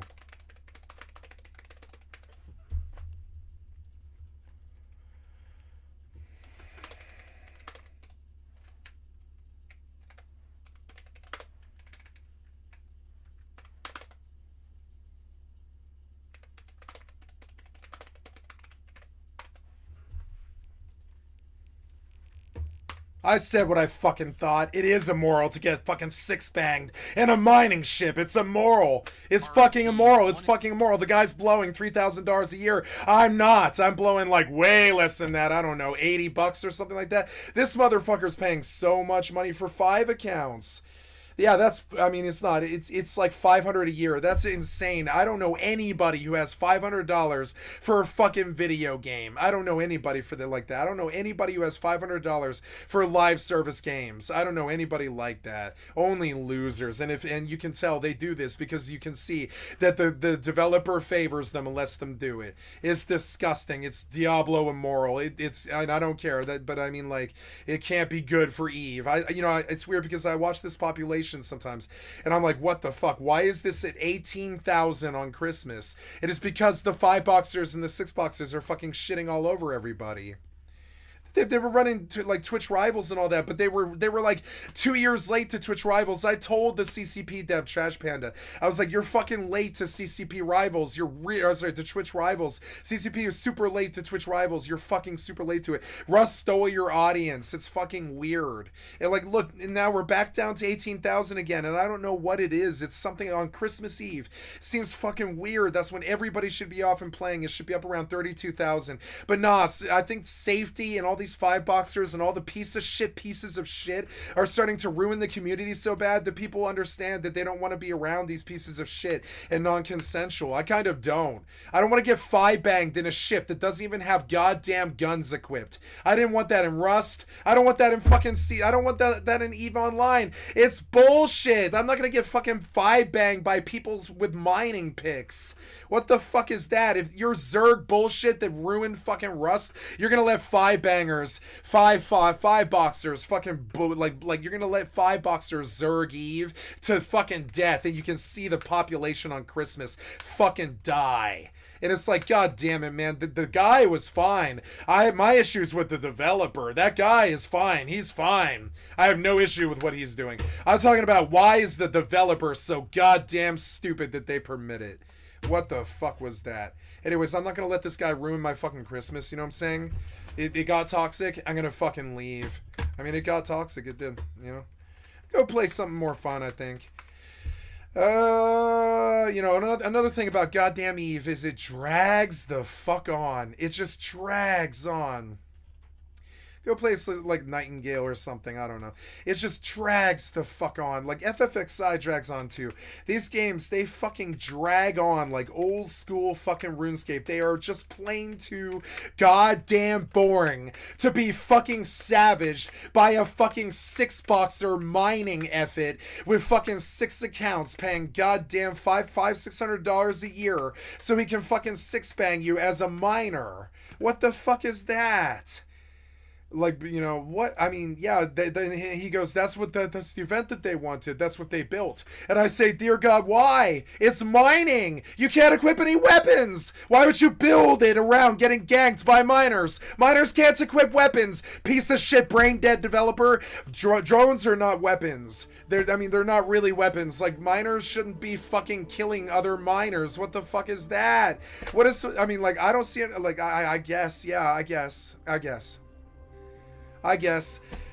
somehow we're gonna go fucking. It reminds me of you know, it's just so dumb. The idea of drone fighting with miners who have 10k EHP is so goddamn brain dead to me. Why the fuck would I ever do that? I would never do that in real life. I would never go into a situation where it would be normal. Why would I go in as a mining ship with 0 fucking guns, some worthless drone DPS, and get fucking 6-boxed by some cocksucker who pays $500 a year on a fucking Eve subscription?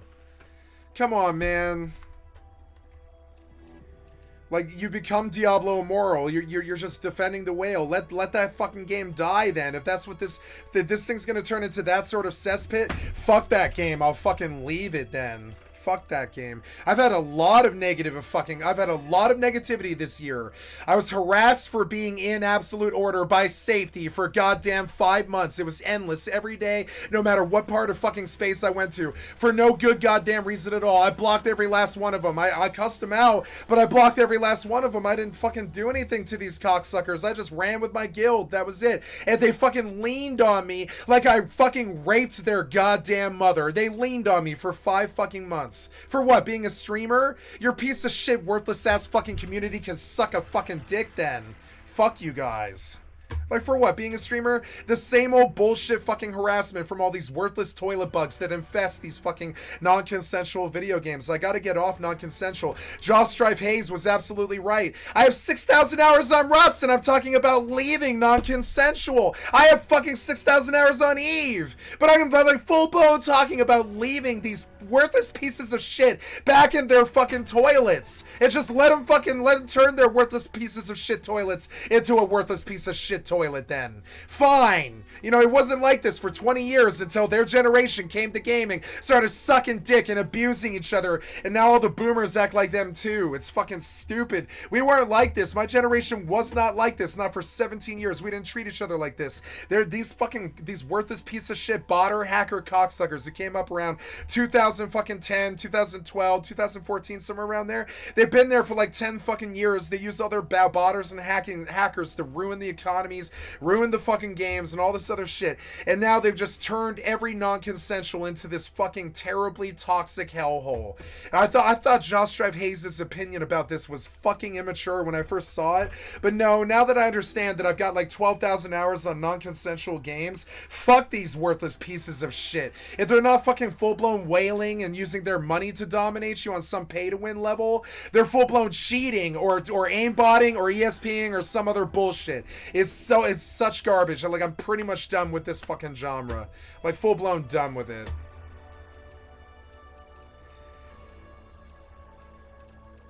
Yeah, but, like, do you have servers anymore? I have to make a new profile for this, I do? Okay, well, I don't know.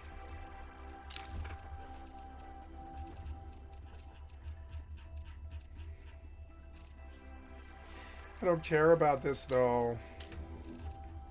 I don't like the way your characters look. Ugh. She's a little better, I guess. Most of them are like, send them back, they're not done yet, but you know. Alright. She looks fine. She looks like the waitress from Always Sunny. Sure. What's that girl's name, the actress? I can't remember her name. She's amazing. Sure, okay, or whatever. She's got a little bit of a pixie face. It doesn't bother me. I'll never be able to see the face, so what the fuck do I care? That's dumb. This is like what your wife sees when she looks at her husband or whatever in your co-op duo. I don't care about that. I don't care. No. So, finalized toggle hat, huh? Yeah, toggle hat. Lightning, finalize. Please select your character name. Okay, cool. So, yup, go, good, play. North America, West Coast, play. Now, before time itself, the realms have existed. I don't think I did any of the settings, so I don't think I'm really ready for this yet. I don't know. No, are you waiting for server? I didn't join a server, though. I don't like how you started this, and I've already skipped through your goddamn start, which is so annoying, and you developers do this shit to me all the time. Why are all the PvP games becoming toxic? It's fucking stupid. You either roll with some group, so you're just shielded by numbers, it's some Zerg mentality thing, or you're just like, you're fucking harassed and treated like pieces of shit by this worthless piece of shit PvP non-consensual community. It's like that on Mortal, it's like that on Eve, it's like that on Rust, it's like that on all of these fucking games. It's like that, and it fucking sickens me. I'm really like, I feel bad. I had this old co-op partner named Zelly, and like I told her like the day that we the day that we started being co-op partners or whatever, like I warned her. I was like, good people don't tell good people to play Rust. It's kind of like heroin. And she tittered or whatever, and I was like, no, you don't understand. Good people don't get other people to do non-consensual PvP games. You need to take this seriously. You're going to hate me for introducing you to the crack that is this game. And she's like, there's no way the game is that good. Nope. And then sure enough, in 1 year, she had clocked 4,400 hours in 1 year or something like that. I tried to warn her. I was like, nah, you're not going to like this community. You're not going to like what they do to you. You're not going to like what happens. You know. And then, yeah, sure enough, like I believe she ended the friendship over Rust. And I'm like, yeah, that's Rust. That's what Rust does to you. I mean, that's what Rust does to you. That's what these fucking piece of shit games do to you. They turn you into this like paranoid piece of shit that like doesn't respect the fucking like the well-being of others. Like the other gamers around you, you just don't really respect them. You think of them as weaker because you know you have 6,000 of hours on Rust, and you just know you're generally better than them. It's fucking stupid. It's such a shitty fucking vibe when you do non-consensual for a really long fucking time.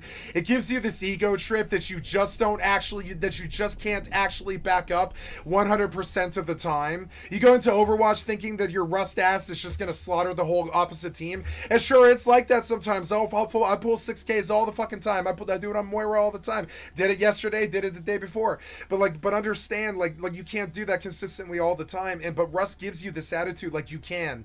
Then you take it to the real life and you're like, nah, I've been in terrible situations against terrible people and stuff. And you take it to the real life and you're like, nah, I'm stronger because of the non-consensual or whatever. But no, it's just that you become desensitized to the kinder aspects of life. You're just around these shitheads all the time who don't really have values, morals, or like decency to them, and they show up and they six-bang you with their $500 a year in accounts, and you're like, I mean, you could have just stayed in mind of fucking Belt. You don't have to come into mine, stop me in, steal my 5 hours of work that just gets destroyed when you destroy my ship. Nobody needed you to do that. The decency in your community is completely gone, and it's because the devs let these fucking worthless piece of shit, dishonorable fucking cocksuckers, go crazy shithouse on the entire fucking community. It killed Rust, it killed CSGO, it killed fucking Apex and Valorant, like they're cheating in the tourneys now and all this stupid ass shit. It killed all the fucking games. The devs absolutely needed to fix this shit. I just reamed CCP for like the, I don't know, 5th time in my entire life. I've been playing with them for 11 years or something, but I just reamed CCP and called them fucking CCP Eve immoral. Because it is immoral. It's immoral for a six-banger to come in and shoot me when I don't even have goddamn guns equipped. It's like he took his money and he ruined my experience with it. And that was something that, you know, Eve always had, but it never had like this. It was never just one dude. It was usually a crew or a gang or safety or somebody like that. It was never one fucking loser who's dumping $600 a year after tax or whatever on fucking Eve accounts or whatever. It was never like that. It was never that embarrassing and that immoral. It was never that blatant and that shitty. It was never that bad. I've never been banged by a six boxer like that. I've been banged by losers in safety who have to multi-box because they have no friends. I've never just seen some rando fucking six bang me before like that, and it seems immoral. One of the ships they weren't even paying any money for. You know what I'm saying? It's just insane. It was like, nah, you're ruining the game. You ruined the goddamn game. These non-consensuals, they're fucking terrible. I'm beginning to think I've got to get away from Mortal and even Rust. I yell all the fucking time, and I swear to God, if I wasn't playing Eve or Mortal or Rust, I just wouldn't be an angry person, I don't think. But they don't make good games like Eve and Mortal and Rust and FFXI. They just don't make them. I need to go looking in other places. I can't do the toxicity of the bullshit-ass non-consensual community anymore. This was Christmas and I just got fucking six-banged by some cocksucker. What the fuck is that, CCP? What the fuck is that? What the fuck is that? You are so much worse than you used to be. I've known you for fucking 12 years. I've talked to your fucking devs and shit. I've considered going to your fan fest and shit like this. But you're not who you used to be. You are NetEase now. This is the kind of experience I expected from NetEase. I just never dreamed you would permit it to happen. It is. It's become even moral. I've never been banged by a six boxer. Maybe you're used to it now in 2024. I've been playing since 2010. I've never been banged by a six boxer like that. That's bullshit. That's worse than Diablo Immoral. They're like, come on, man. That's really letting the whales win. What the fuck is that? Like, I get six bangers, they happen, you know, six boxers happen, but like it seems like that's happening to me a lot this year. It's some six banger fucking loser 14 banger safety cocksucker, or some six banger miner in your fucking Christmas event who has been urged by your fucking design to go gank other miners, even though none of the goddamn ships have any weapons equipped. What kind of brain dead retardation is that? Do we need to have pickaxe fights? No, we don't. Mining ships don't have any goddamn damage. Why are you having us, like, drag down melee fight with pickaxes? That's not funny or cool. That's not funny or cool. It's goddamn mentally retarded. It actually is. It's a terrible premise. It's like you want to turn the world into this toxic toilet where miners are banging each other with pickaxes in some pit somewhere. You understand how really base and savage and dumb that is? This event was fucking terrible. Like, come on, man. You like, have these miners fucking bang on each other with fucking mining picks. You think that's funny?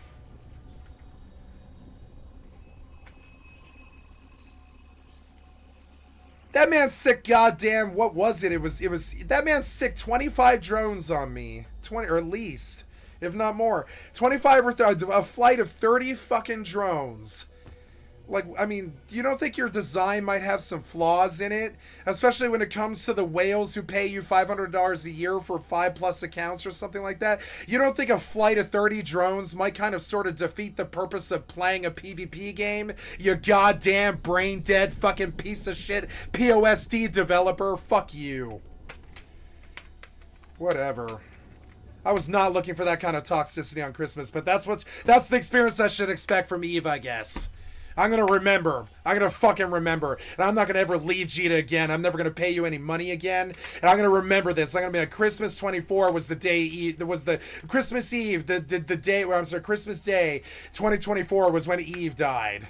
I'm gonna be like that, because it's like, god damn it, man. Like, and I've said this like 5 times this year. I said it when safety harassed me for 5 months.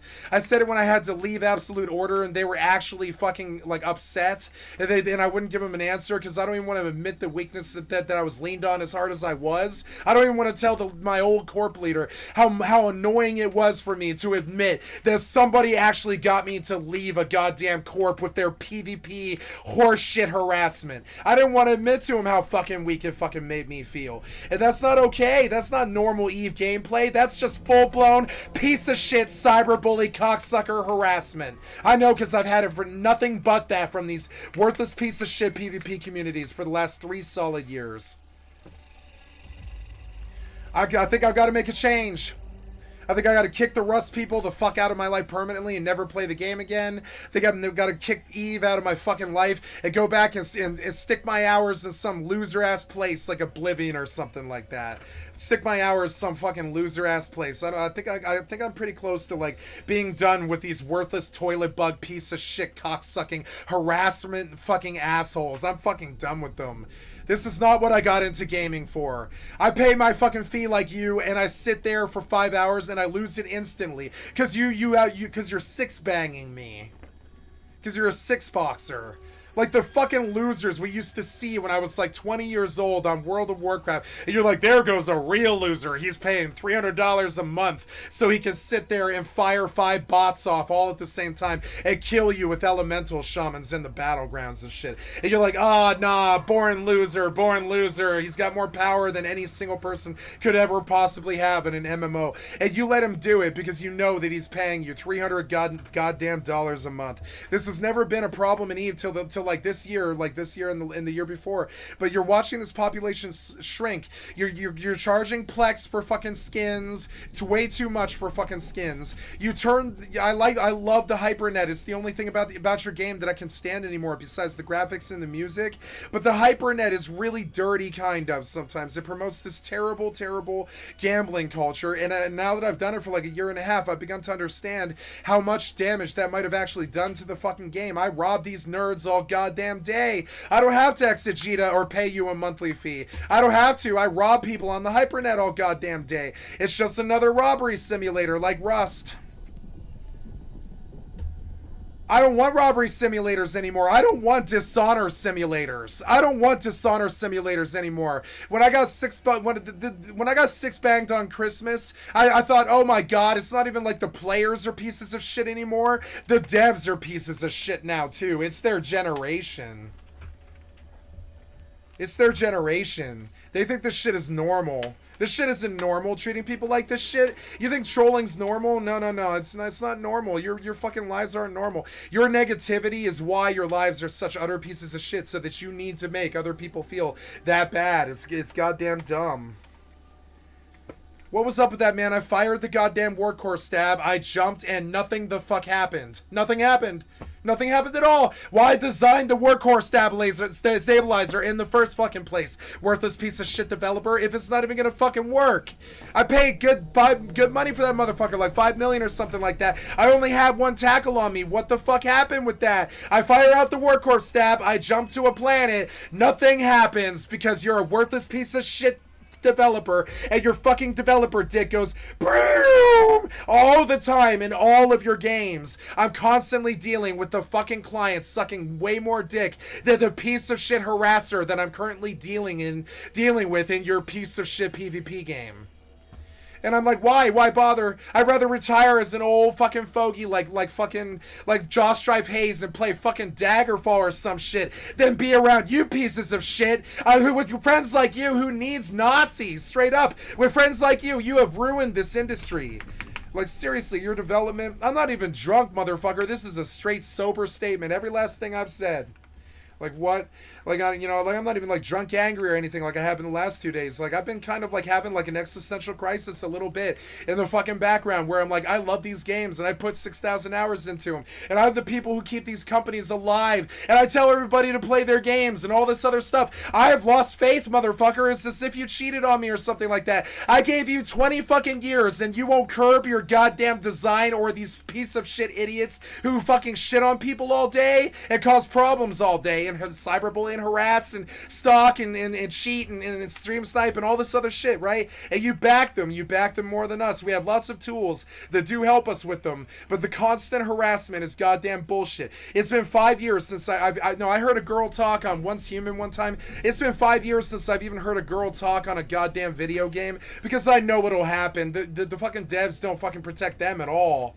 And so it's just constant harassment for the rest of the time that girl sits on the server. I know what it is. I'm sick of the hot goddamn worthless cockless harassment from this dishonorable fucking piece of shit PvP community. I'm ready to never cross swords with any of these worthless pieces of shit ever again. They're not worthy of me. They're not worthy to stand on the same battleground. They step with dishonor every single time I fucking see them. Like that cocksucker I just saw. They only step with dishonor. Dishonor is their main weapon. Dishonor, if you can expect a dishonorable situation coming, they'll be there doing it to you. Dishonor is their main tool. It's where they live. Dishonor is their main drive. It's just dishonor. However they can dishonor you, whatever it is, from the words to the treatment to the bullshit to the miners without weapons equipped bashing each other with fucking mining picks. It's all that stupid shit. And there's Mr. Dev causing it all to happen. I'm gonna I gotta get out of your, I gotta get out of your endless PvP piece of shit gameplay loop of offlines and toxicity and bullshit harassment when I never have weapons equipped. I'm like sitting there naked trying to mine with fucking mining picks on Rust or EVE Online, and 6 dudes show up on the motherfucking beach and they surround you in some kind of worthless ass fucking piece of shit Zerg, which is like a terminology from a StarCraft game from 23 years ago, but it is kind of like the Zerg on the goddamn StarCraft. They're worthless to fight. This huge force shows up and you can't fight them. There's like 15 of them or some shit. There's 6 of them. What the fuck can you do? And they really need you to see the small penis. They need you to see the low IQ. They need you to see that they're a whale, and they need you to see that they're dishonorable, and they're gonna shove that dishonor in your fucking face, and they're gonna stalk you on servers, and they're gonna come talk to you, and they're gonna come to whisper in your ear about the dishonorable shit that they just did, and all this other stupid ass shit, but mainly dishonor. Like, I'm sick of the goddamn dishonor in the PvP community. I haven't seen a fair fight in fucking 10 years. I haven't seen a fun outcome that felt like all the sides had a fair say in it. I haven't seen any kind of PvP of any real value in goddamn 10 years or something like that. Last time I thought the PvP was good, there was a brief period when I first met my first clan on Rust, when we were given a base because Lucky was socially talking to somebody at the bandit camp on Reddit large, and they gave her a 14 windmill base with a bunch of garages and stuff, and all that shit was crazy, and all we had to do was protect the painting. And so then we had a really good week of PvP just owning this crazy 14 windmill base that had all these turrets and heartbeat monitors that would tell you that there was people on the land and people jumping the wall, and the turrets would shoot the people on the wall. Everybody knew that a bunch of noobs that had just started playing the game had a 14 windmill fucking base and all this, right? And I remember at the end of it, Lucky and Big Junior and Daltaru and I and Dog Giraffe and an old friend of mine that I can't remember the fucking name of anymore, and a couple of other dudes who were not affiliated. None of us were in clan. None of us were, I mean, they were kind of in a party, but nobody was really in a clan at all. And something like 14 of us went up to the top of the fucking base, and we sat there with SARS, and we shot from the roof at the entire fucking server for like 5 hours. And we had the big base on the fucking thing, right? That was fun because there wasn't bullshit clan ties. There wasn't people who knew us who were harassing us all the goddamn time. It was random. Nobody knew each other. We were thrust into a situation and we all liked each other, so we were just talking and gathering and throwing some arms up together like some kind of, peasants arming against the coming squires and sires and all this. And it was crazy, and that was a good PvP experience. I went back for 3 solid more fucking years looking for some kind of hint of that kind of randomness where it felt really good. No one was cyberbullying each other. No one was harassing each other. There were people that were trying to jump the wall and steal our shit, but I mean, that's Rust, and that's okay. Where there's no cyberbully harassment, there's no six boxer cocksucker, there's no skin drama or skin money bullshit, there's no loot boxes, there's no fucking like thievery or aim bots or wall clips or wall hacks or any of this other shit. There's no no bullshit. There's no aimbot. There's nothing. It was just a really pure PvP experience without large clan ego, without bullshit from hackers, without cheating or fucking harassment or door campers or any of that shit. It was just an actual pure PvP fight for about 5 hours. Then I went back for 3 solid years on Eve, Mortal, Rust, trying to find one more time where it felt like it was actually authentic. It wasn't jaded by piece of shit jaded cocksuckers who play non-consensuals way too much like me, who treat everybody like garbage. I cuss everybody I see. I block everybody I see. I don't like anybody. Like, that's because I don't trust anybody. The non-consensual PvP games completely ruin you. I think they're a very bad drug. I'm going to swear them off. I think I know what my New Year's resolution is. I'm going to completely change the goddamn... I mean, I don't know if I can stop Eve and Rust. I'm not sure I can. They're like the worst addictions I've ever had. I don't know if I can stop even Rust. That's a hard one. I've tried before. But I kind of do. Like, I think if I were to put it under the auspices of I need to stop playing non-consensual PvP games,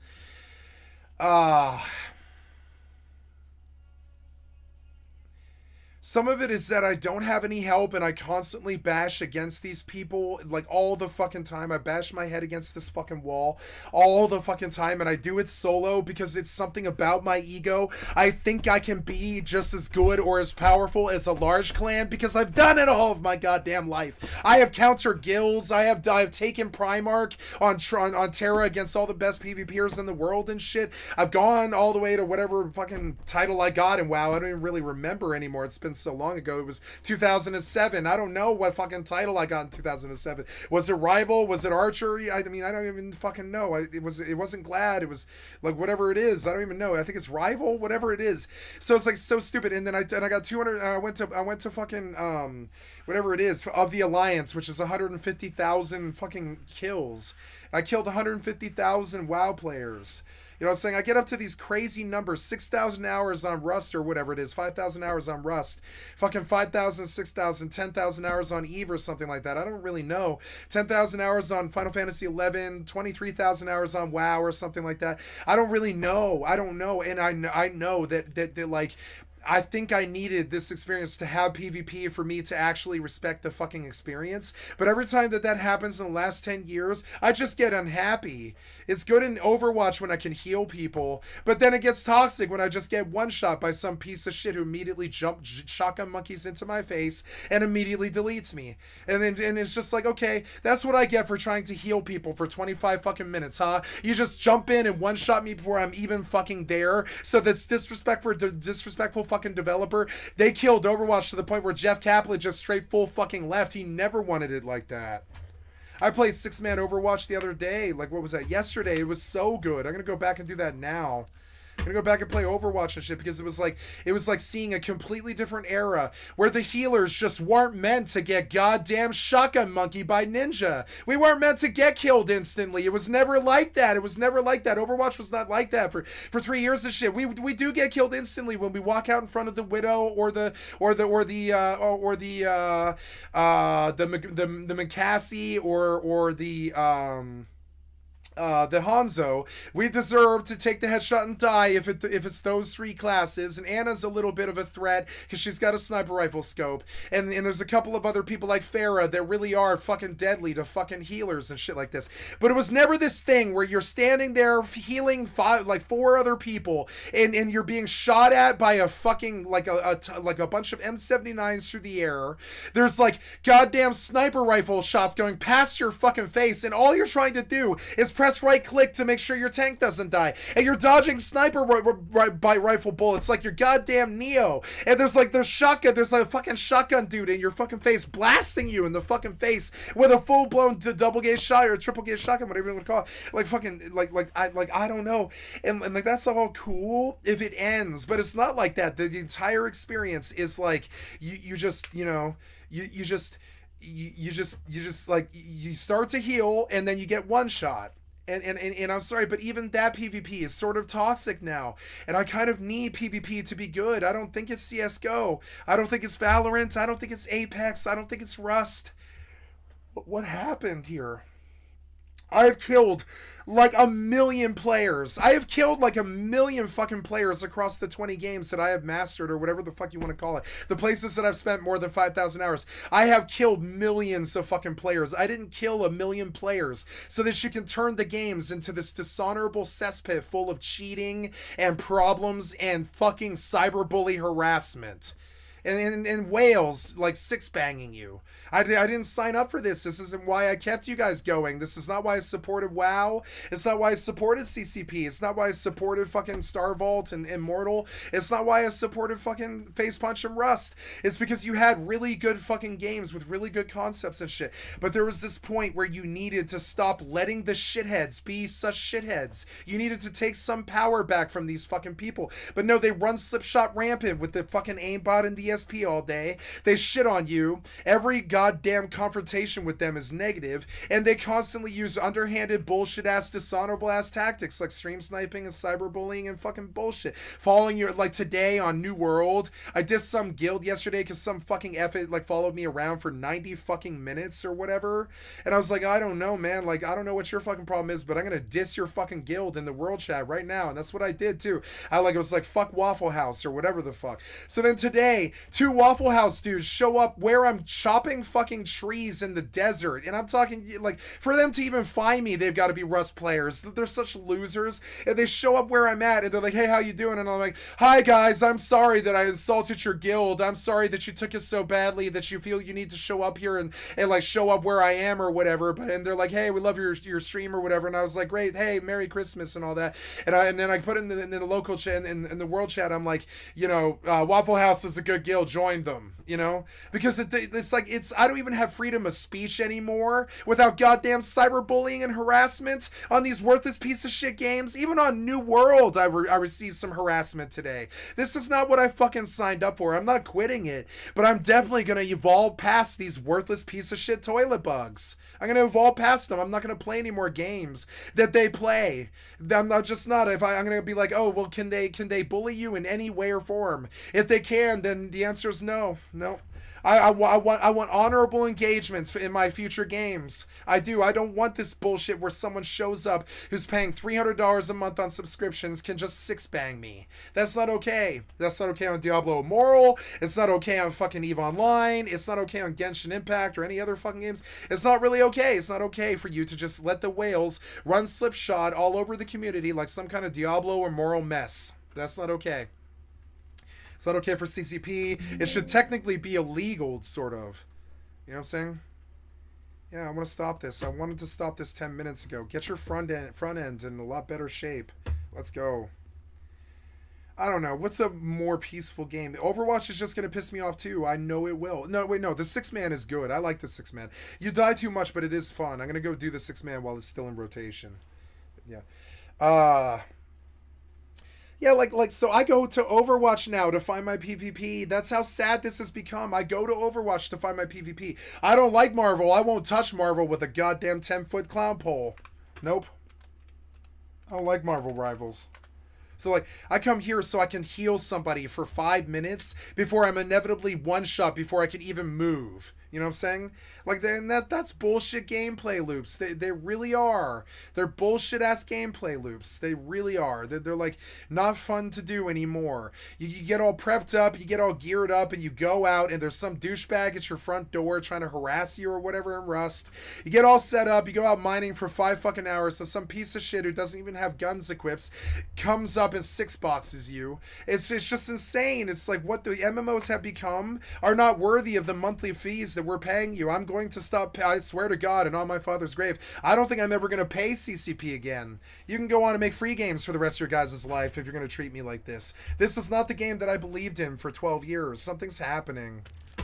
I should not have received this much goddamn harassment for fucking safety that I did this year. This shit shouldn't have happened to me with this 6-boxer. This shit is stuff that wouldn't have happened in 2021. It's something new about your game. You've opened the doors for all the shitheads who like to wail around and abuse people. It's like you've opened up Sodom and Gomorrah, the can of worms, and all these shitheads showed up. It's just not too good, and you need to protect us from them. They constantly show up and they wail on you with some higher power. They either have a better gun than you, or more people than you, or some Zerg that you don't have, or they see that you're solo, so you're just low hanging fruit, or whatever the fuck it is. But there is no fair fight anymore.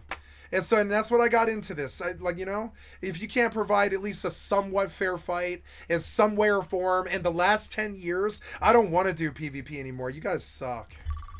You developers do suck dick. You do. You have broken my faith. It is unfortunate. Like it is. It's just, it's like I thought that it was just me and my ego and my personality, but no, it's been across so many different games. And I don't even open my mouth. Today I didn't open my mouth. Today I didn't open my mouth. It had been 36 hours since I made my comment. And 2 stalker dudes came rolling up to me and started making comments like they were going to cyberbully me. And I just full-blown apologized immediately. I was like, I'm sorry, some douchebag from your cocksucker guild showed up for 2 fucking hours and fucking like verbally harassed me for a while and just stalked me wherever I went. Like some kind of fucking psycho. So I assumed all of Waffle House was like that. And so I dissed you guys in the world chat.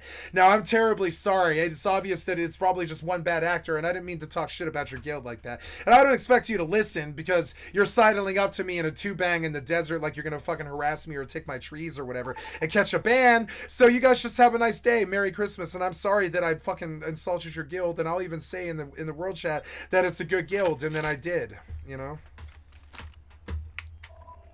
And it's weird because it's like, I should have been able to make my goddamn comment. The guy harassed me for 2 fucking hours. I should have been able to make my comment, but no, they rolled up with more harassment. They rolled up with more harassment because that's all they're fucking worth. Women won't talk to these people. No one will. People won't get them jobs. They're so goddamn nasty. They're so nasty to you when they show up. They're not really people, I don't think. Wait, I ended up on a tank side. I don't want to tank this. Damn it. Alright. I don't want to be a ranger. I'll probably go, Winston.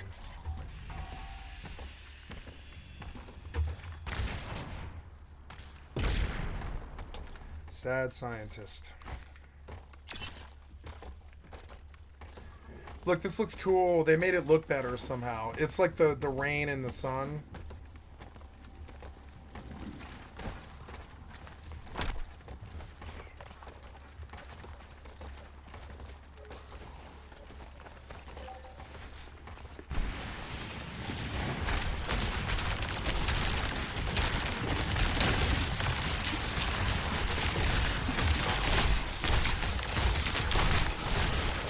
Please let me jump.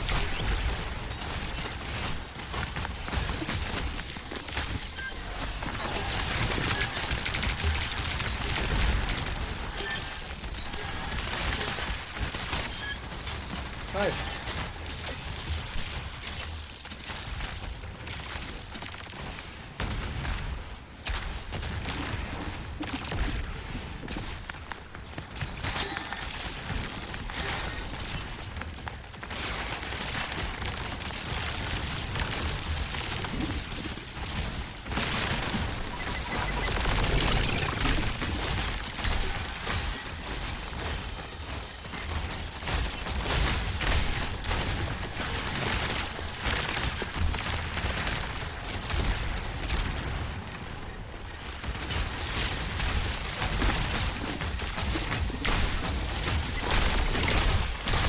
Oh god, I don't want to die.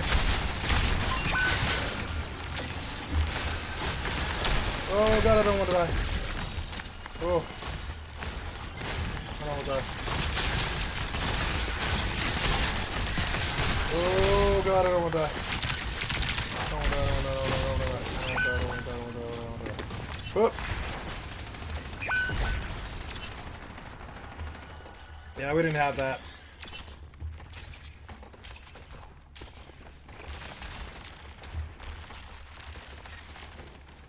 That's not too good.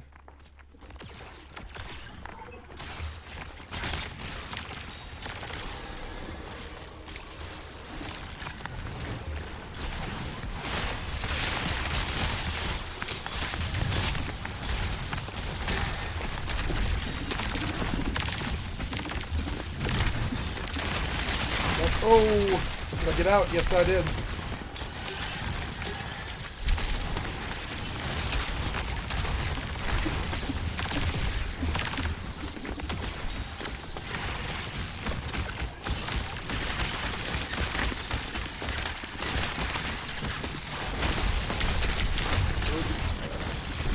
Oh yeah.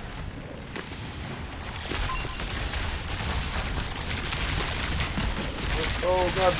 No.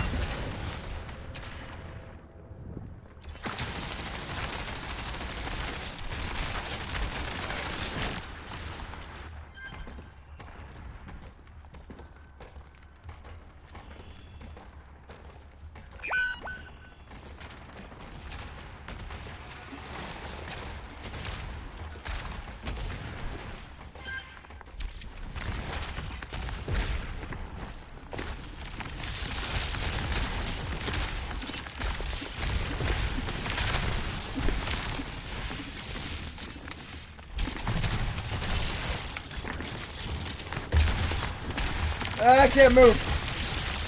What happened? Oh god. What? Oh. I think my mouse shut off for a second and it caused me a problem. It is fun. I like this more than the old mode, like the new mode. A lot more better pacing. These guys can't really get kills. It's annoying.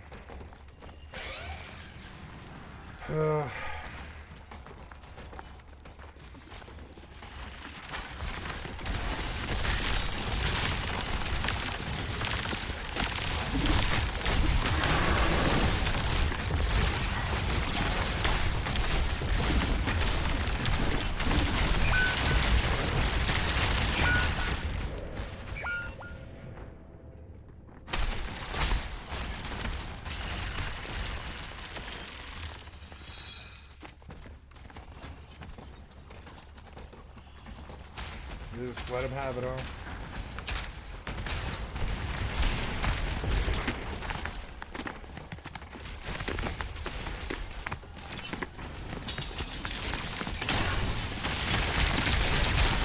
Whoa!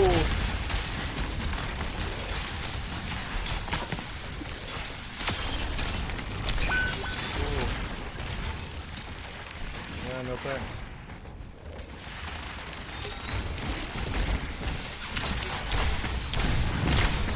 I can move! Why do they get to move so much and I don't? I get pinned in the corner. That guy gets to go bam, bam, bam, bam, bam, bam. Why do I have to get pinned in the corner and he gets to just move?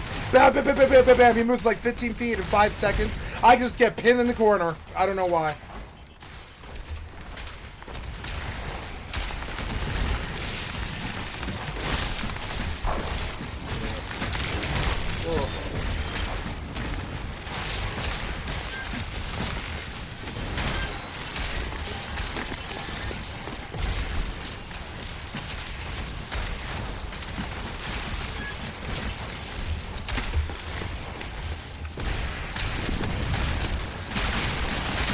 Please let me jump! Let me jump!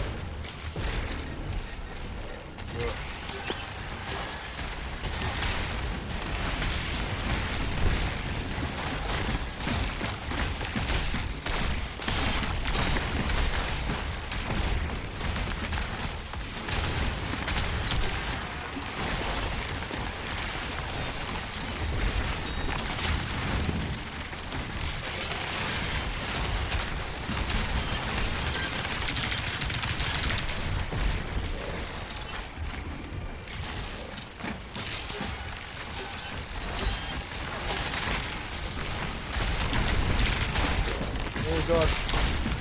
Oh. Fucking widow.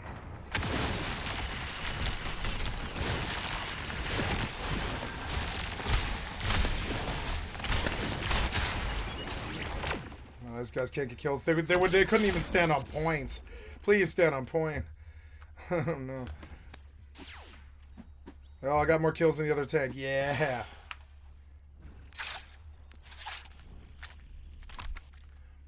Yes, but I want you to cue me as this and say all. Yeah, I mean, oh yeah, wow, the healer queue is 18 minutes. Okay, well, yeah, whatever. Just give me all queue then. I like this game. I like original Overwatch. It's so much better than fucking 5v5s. I don't know why they did that. Ooh, insta-queue, but you're gonna make me tank again, which is so annoying. I'll just do Winston over and over again. Unless somebody else takes it. I like Winston.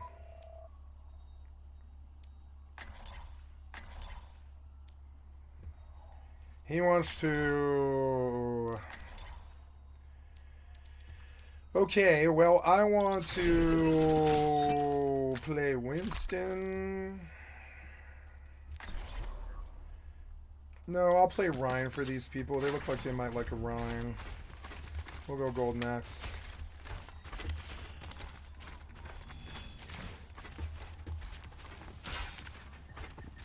"14 hours. I should stop, but it's Christmas. What time is it? It's 3 in the morning.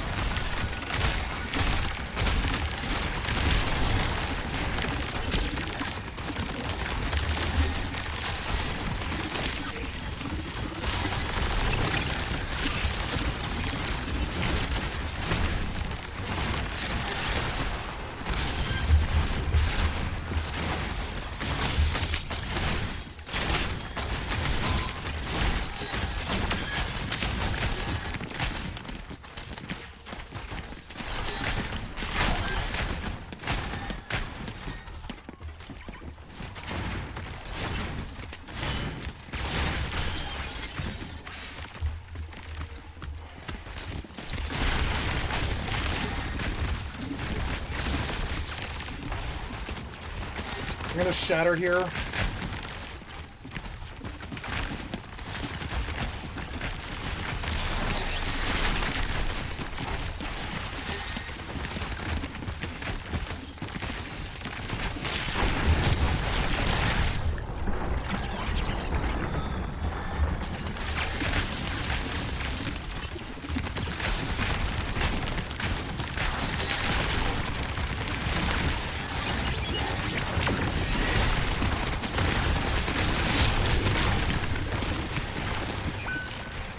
Kill them! Yes!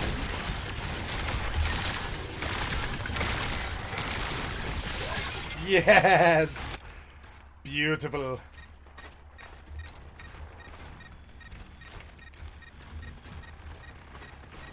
No, get to the point.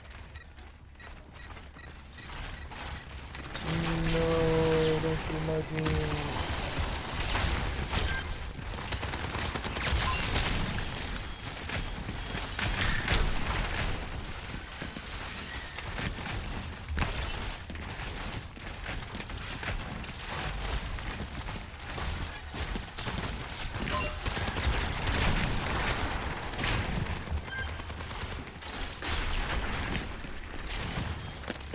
10 seconds.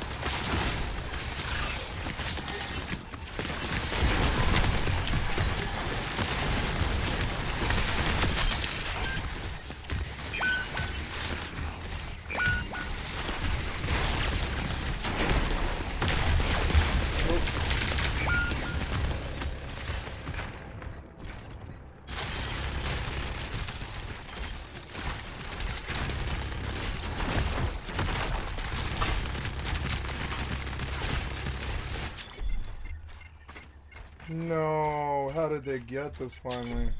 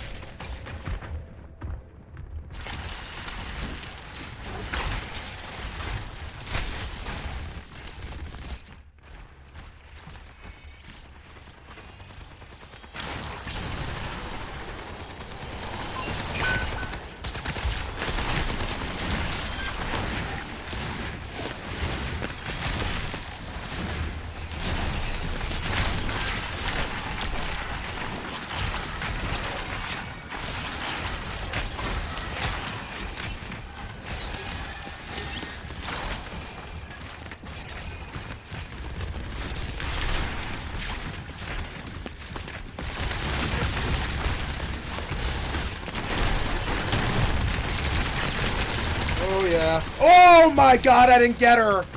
Kill him. Yeah!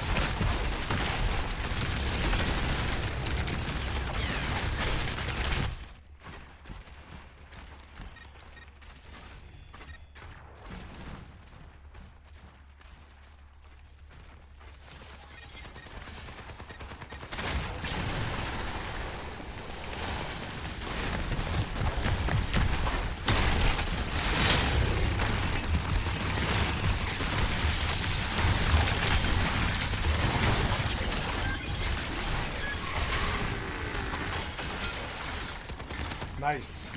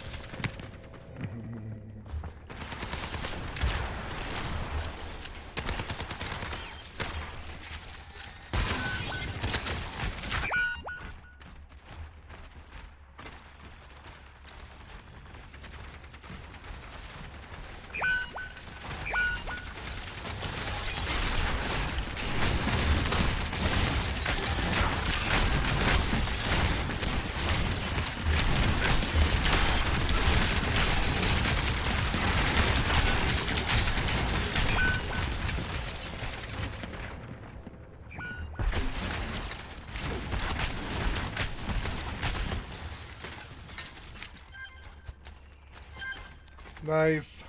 Shut him out. Can't lose this.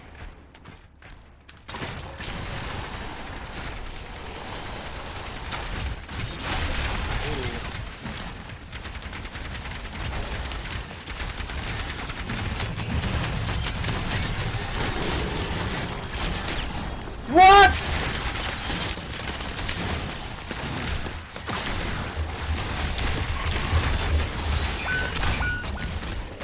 Please kill them.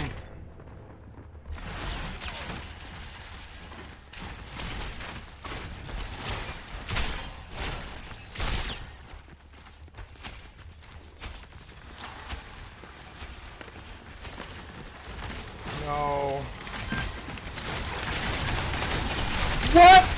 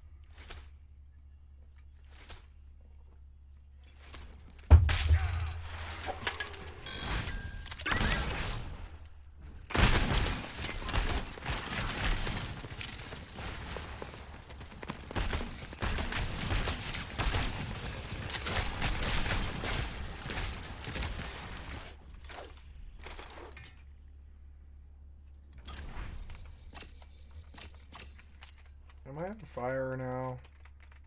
No, I'm not out of fire.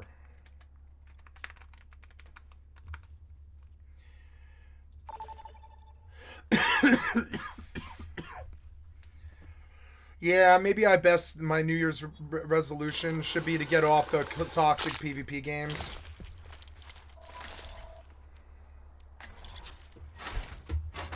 Maybe just stop building Rust bases, stop worrying about Eve outside of tycooning, stop Mortal entirely. Because Mortal is just, you know... Mortal's great, it's fun on a PvE level, but... Yeah, and then, like, I think that's it. You know, that's really pretty much it. That's, like, all the PvP games that I play. I need to get them out of my system. I don't know what to take. I don't want to play Ryan again. Okay. Alright, let's do Dive, then.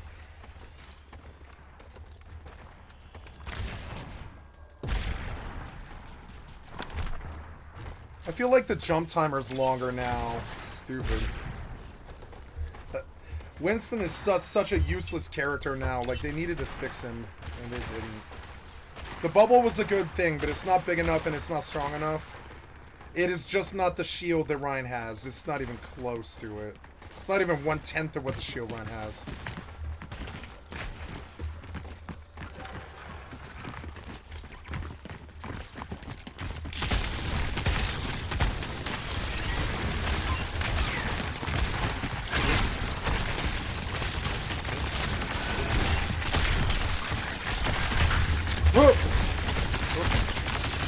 Getting out. Oh.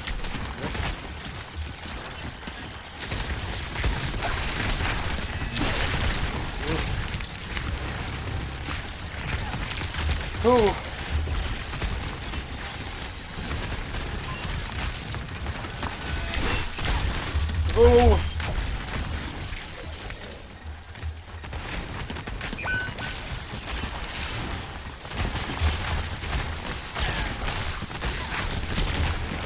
What? Oh, I'm trapped somehow. What? I was booped into a trap.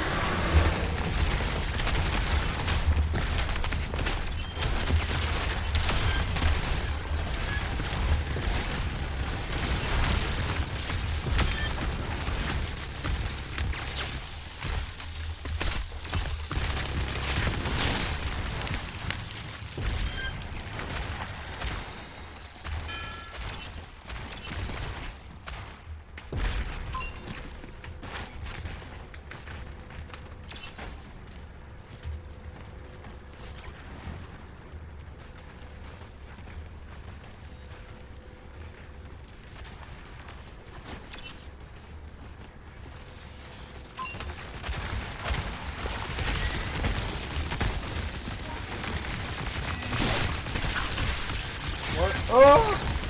No. Oh.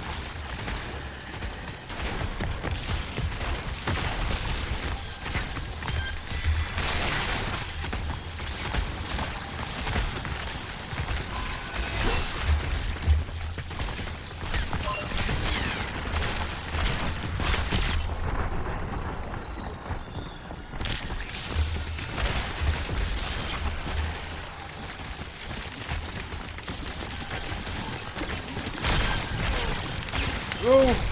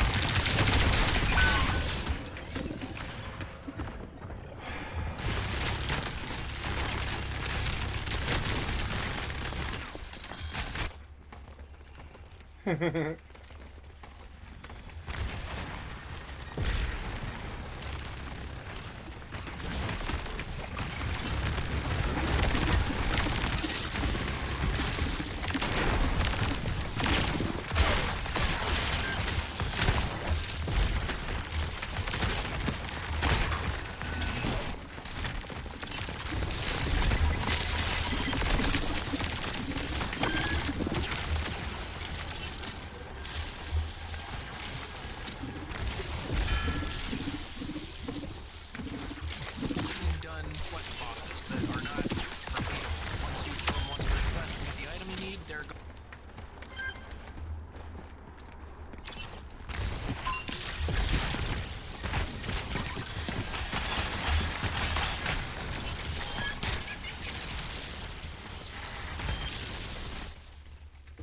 Yeah.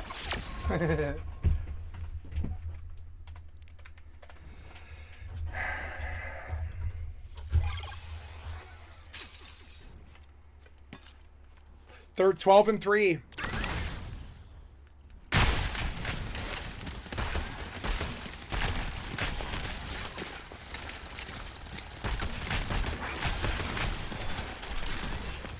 See, that healer is just erased.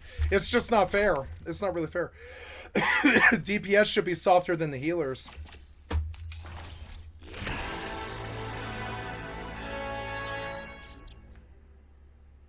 Yeah, Riku, I'm having fun.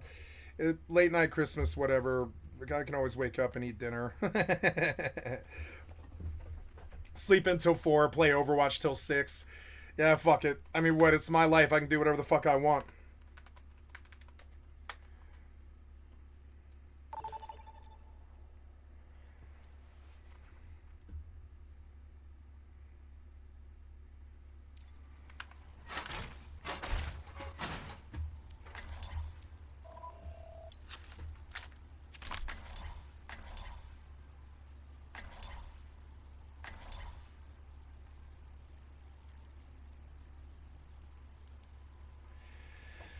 Okay. I like Winston. If they'll let me play it, I prefer to play it.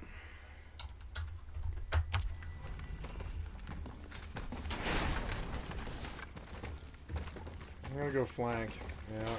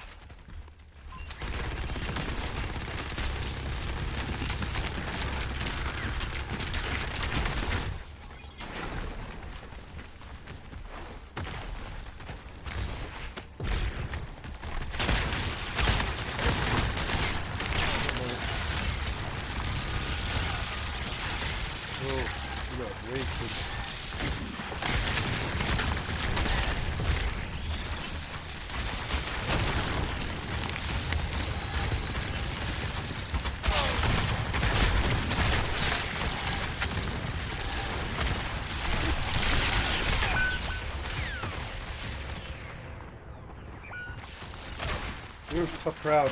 I better switch up.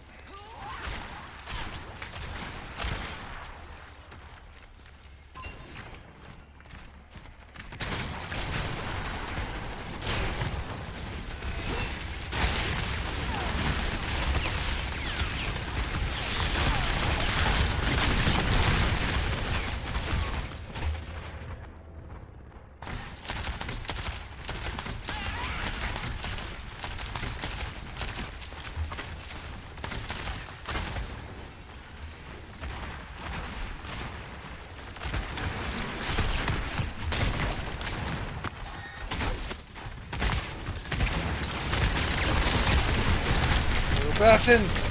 Fucking kill him.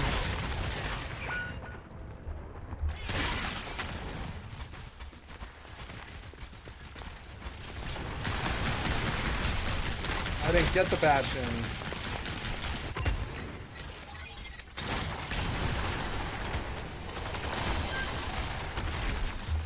Damn it.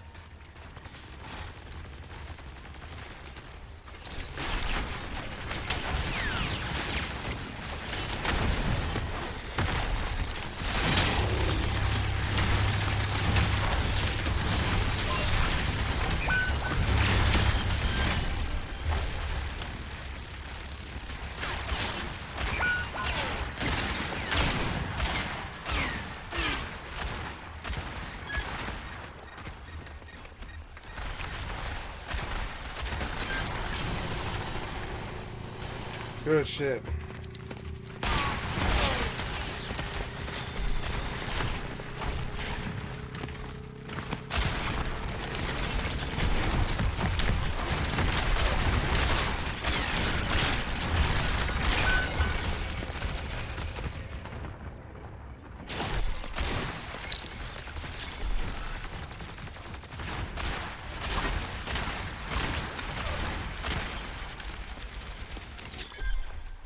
Did we get it? Yes, we did. Maybe. No. Maybe, I don't know. No.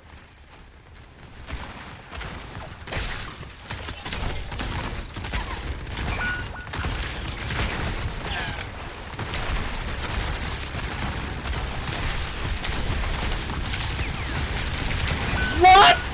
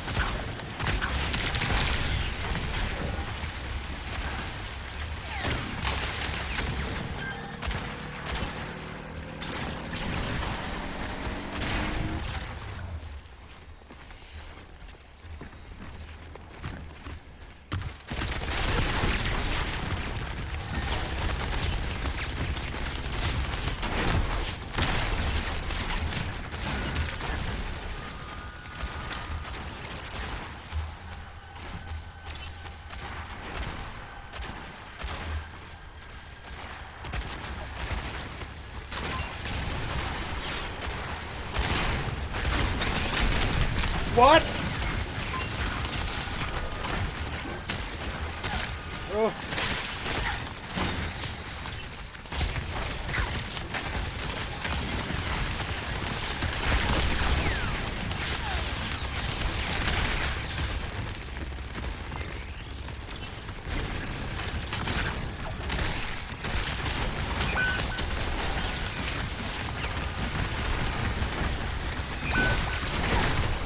What?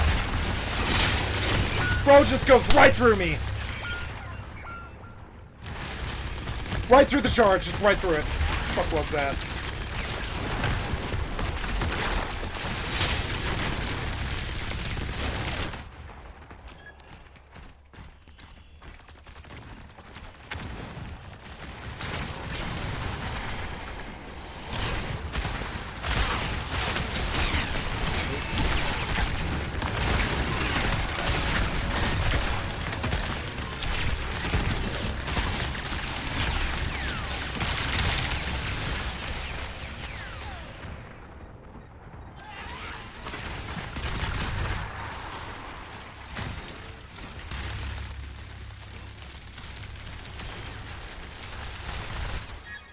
Nice, they got them all. Okay, sweet. Let's keep pushing.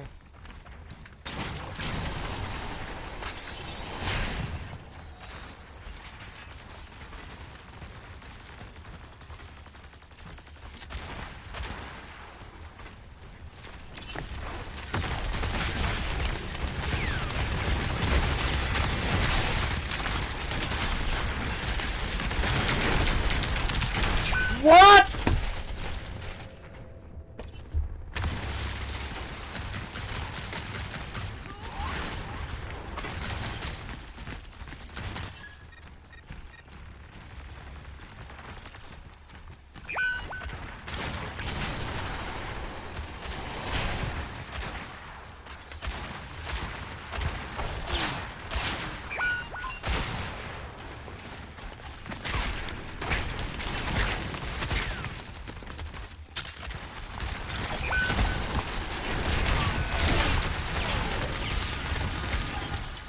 Yep.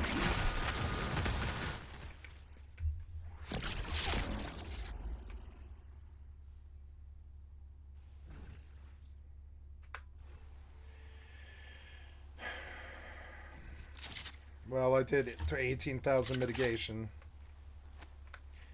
I did my job.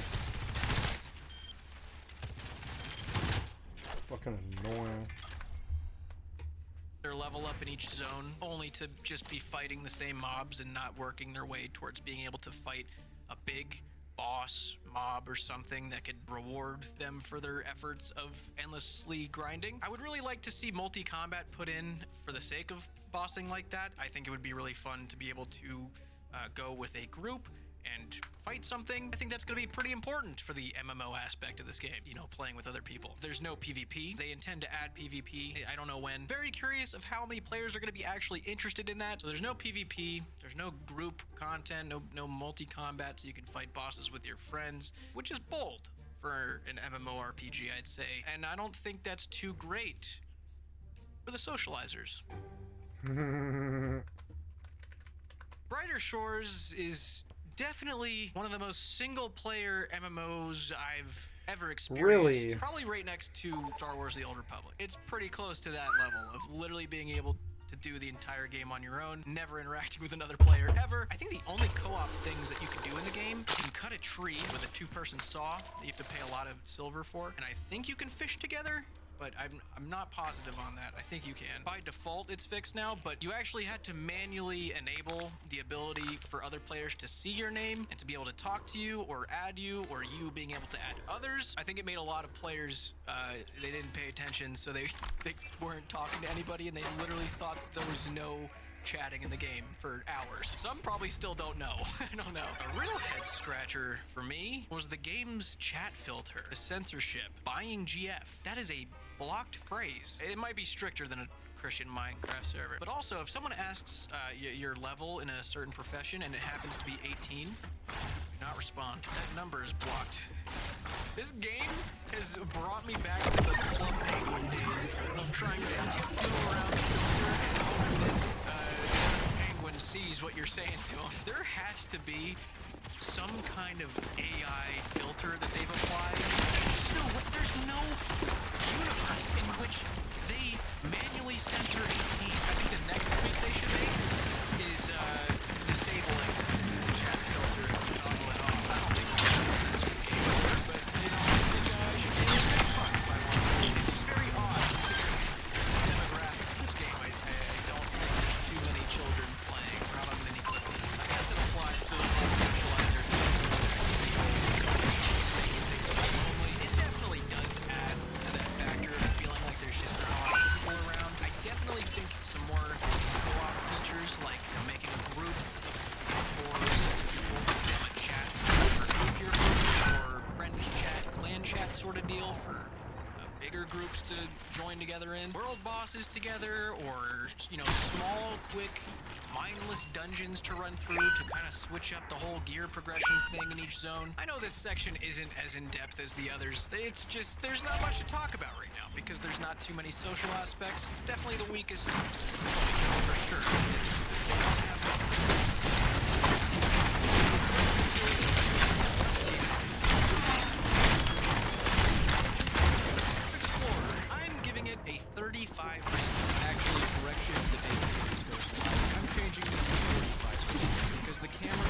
situation was fixed as of yesterday, and that was absolutely 10% workable. Exploring new regions in this game is cool. The fact that you explore them only once and the emeralds, resources, means they just make the game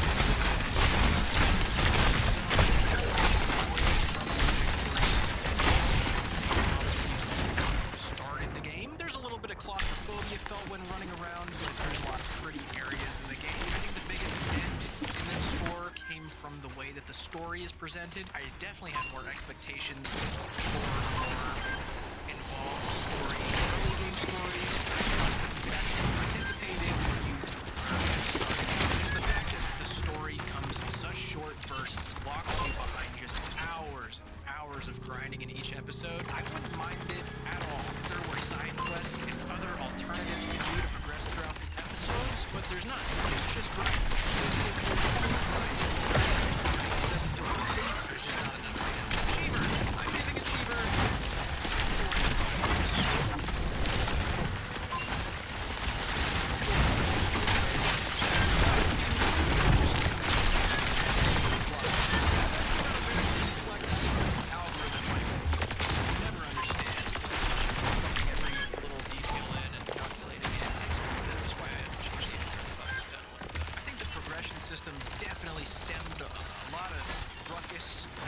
Right off the bat.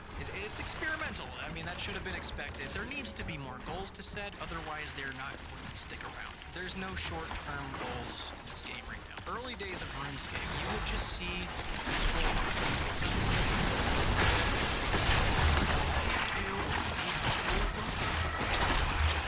what is that? Ask around, find out a bit. That's your goal. You work on it.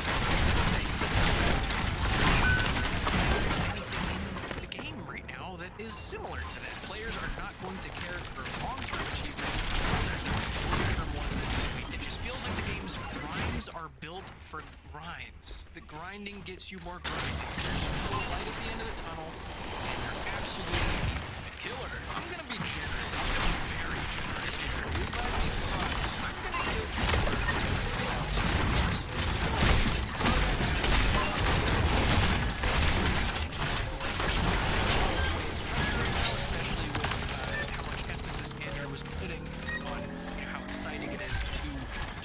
from the early game again.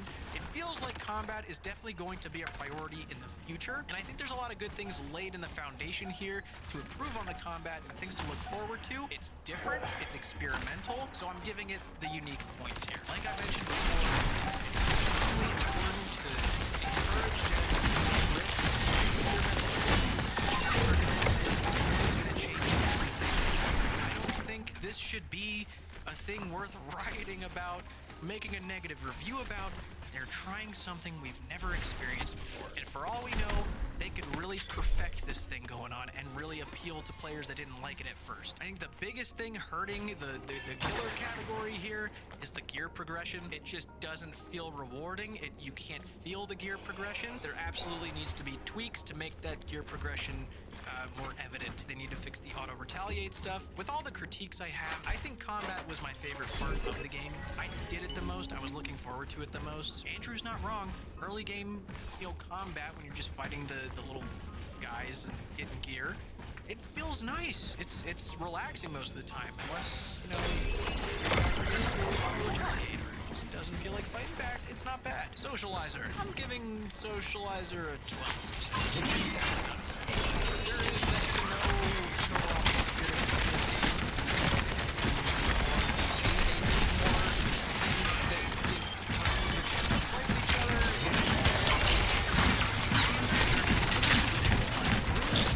game. Heals or that I'm suspecting is AI. I think eventually this game could benefit from something like a POH, even if the POH is serving as just like an achievement haul that you can show other players. what?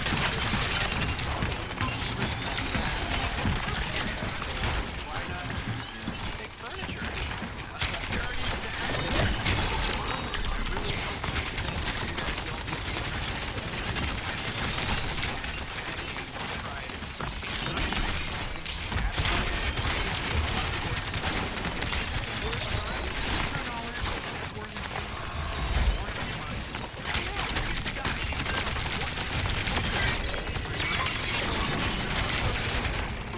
Please heal me. Please Everything heal I me. said is bullshit when you try it, so please try it. You like it a lot more than I do.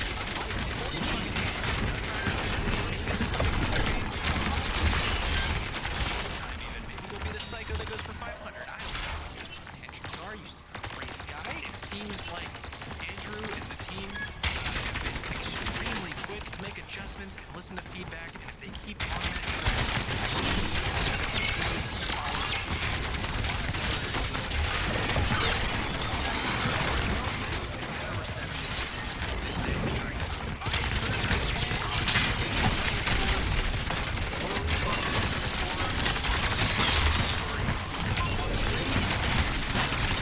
What? alongside all these other features that are going to be added. Oh. As soon as it comes out, so feel free to catch me on Twitch. I've been streaming a little more often than usual. I also just launched the VOD channel, so all of my streams are going to be put on there. If you want to watch all 23 hours of my stream,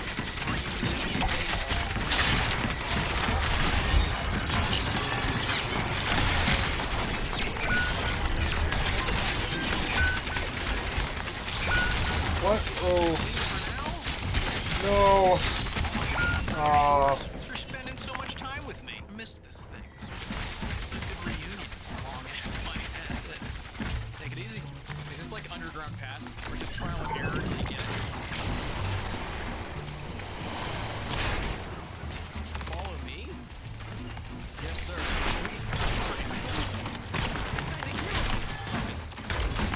You are a god. Thomas is a god.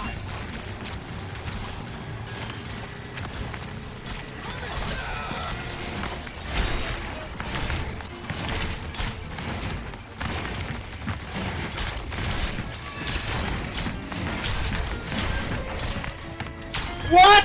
Fucking heal me! You're standing on me. Fucking heal me.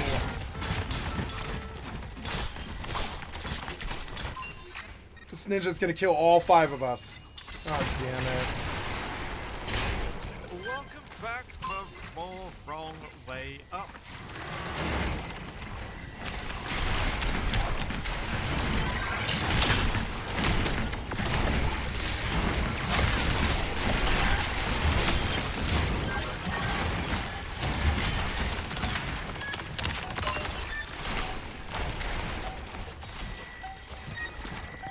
Nice.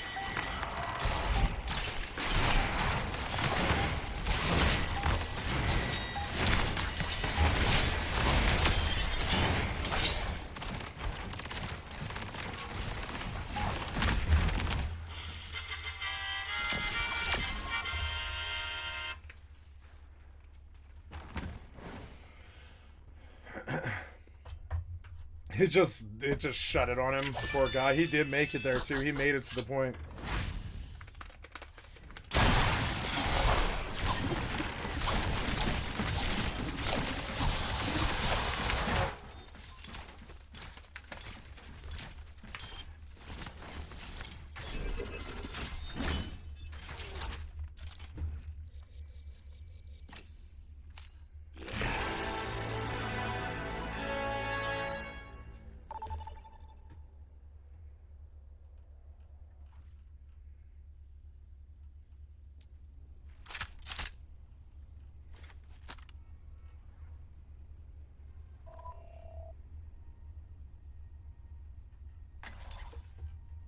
Let's do a casual criminalist before bed.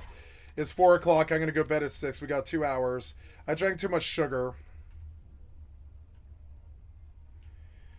Oh, here's Jim Jones and the Jonestown Massacre. The enigma of Jim Jones and the Jonestown Massacre begins not with the man himself, but with a mother's peculiar conviction in her own grand destiny. Lynetta Putnam believed herself to be the reincarnation of greatness, a belief that would sow the seeds of one of history's most harrowing tragedies. Today we're going to peel back the layers of the Jonestown saga, tracing the roots from an eccentric woman's unshakable faith in her own importance to the devastating end of over 900 souls in a remote South American settlement. Join me today on The Casual Criminalist as we explore the twisted path that led to the largest mass suicide in modern history, and as we attempt to understand the mind of the man behind it all. The journey into the heart of darkness starts right now.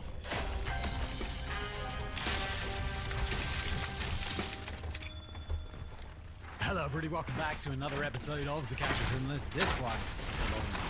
Settle in, relax, have a glass of wine. I don't know, you do you. This is Jimmy Jones.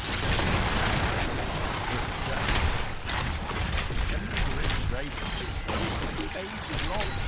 It's like half the length of a book.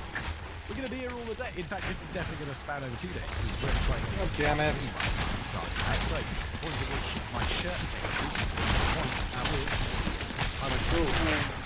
That's the back to the office. That's the now, the format of the show,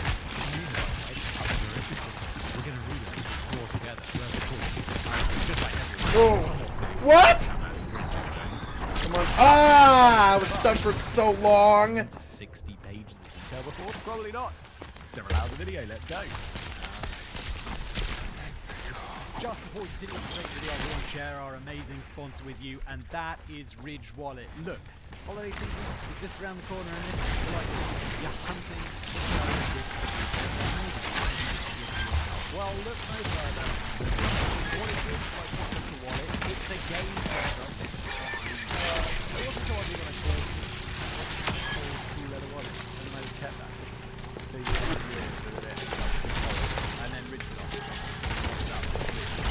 12 cards by Skin, RFID,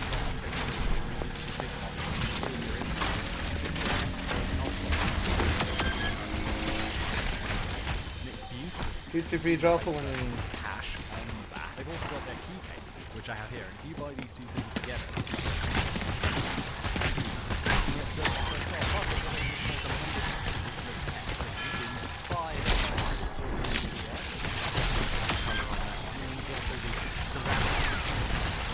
Ooh! it's very nice. It's the lavender one. Maybe not quite my colour, but fantastic feeling, fantastic. Plus, you can customise them with text, and you can get AirTag attached, so you never lose your stuff again. But 3 million customers, 80,000 price origins, 97 days. Ooh! Go wrong. What do you Page.com/criminals to get 30% off through December 20th. Ooh!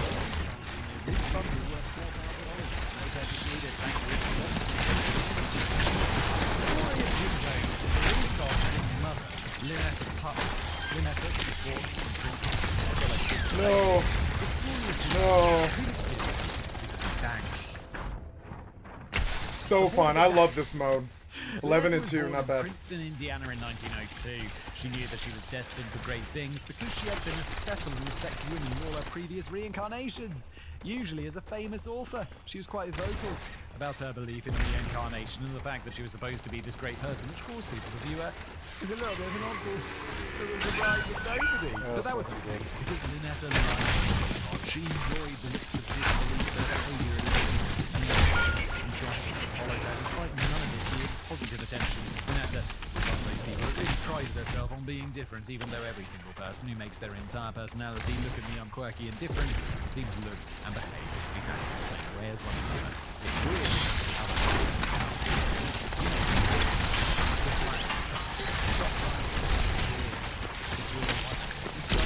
it's okay to just like you don't have to look cool. Don't try and make that most interesting thing about it, is what I'm trying to say. Just do things that you're interested in. Anyway, then it's a claim to have originally been born into a well-off family, although I can't say how true that is given how some records were at the time.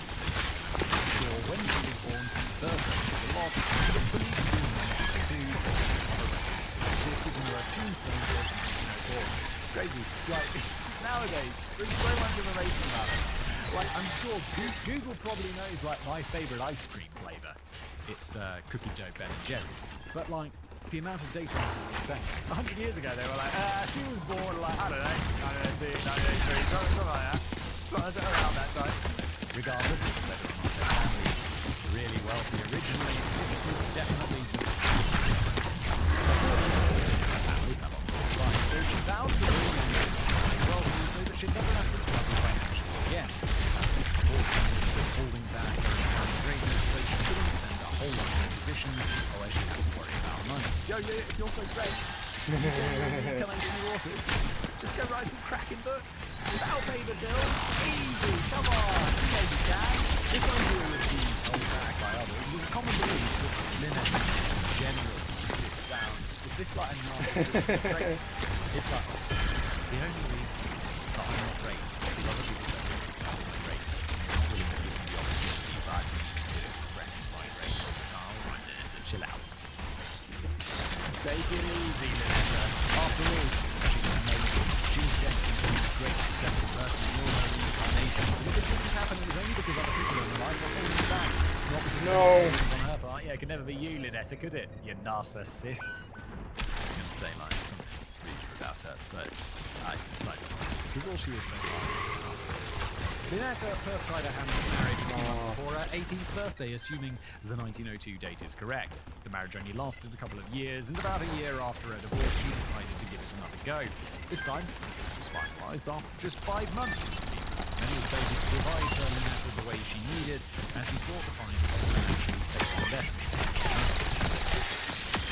And that's when she met James Jones. James was from a respected and religious family. They weren't exactly wealthy, but they owned some land and were doing well enough for themselves. Oh, come on, Lynette, if you're so great, just go find a billionaire.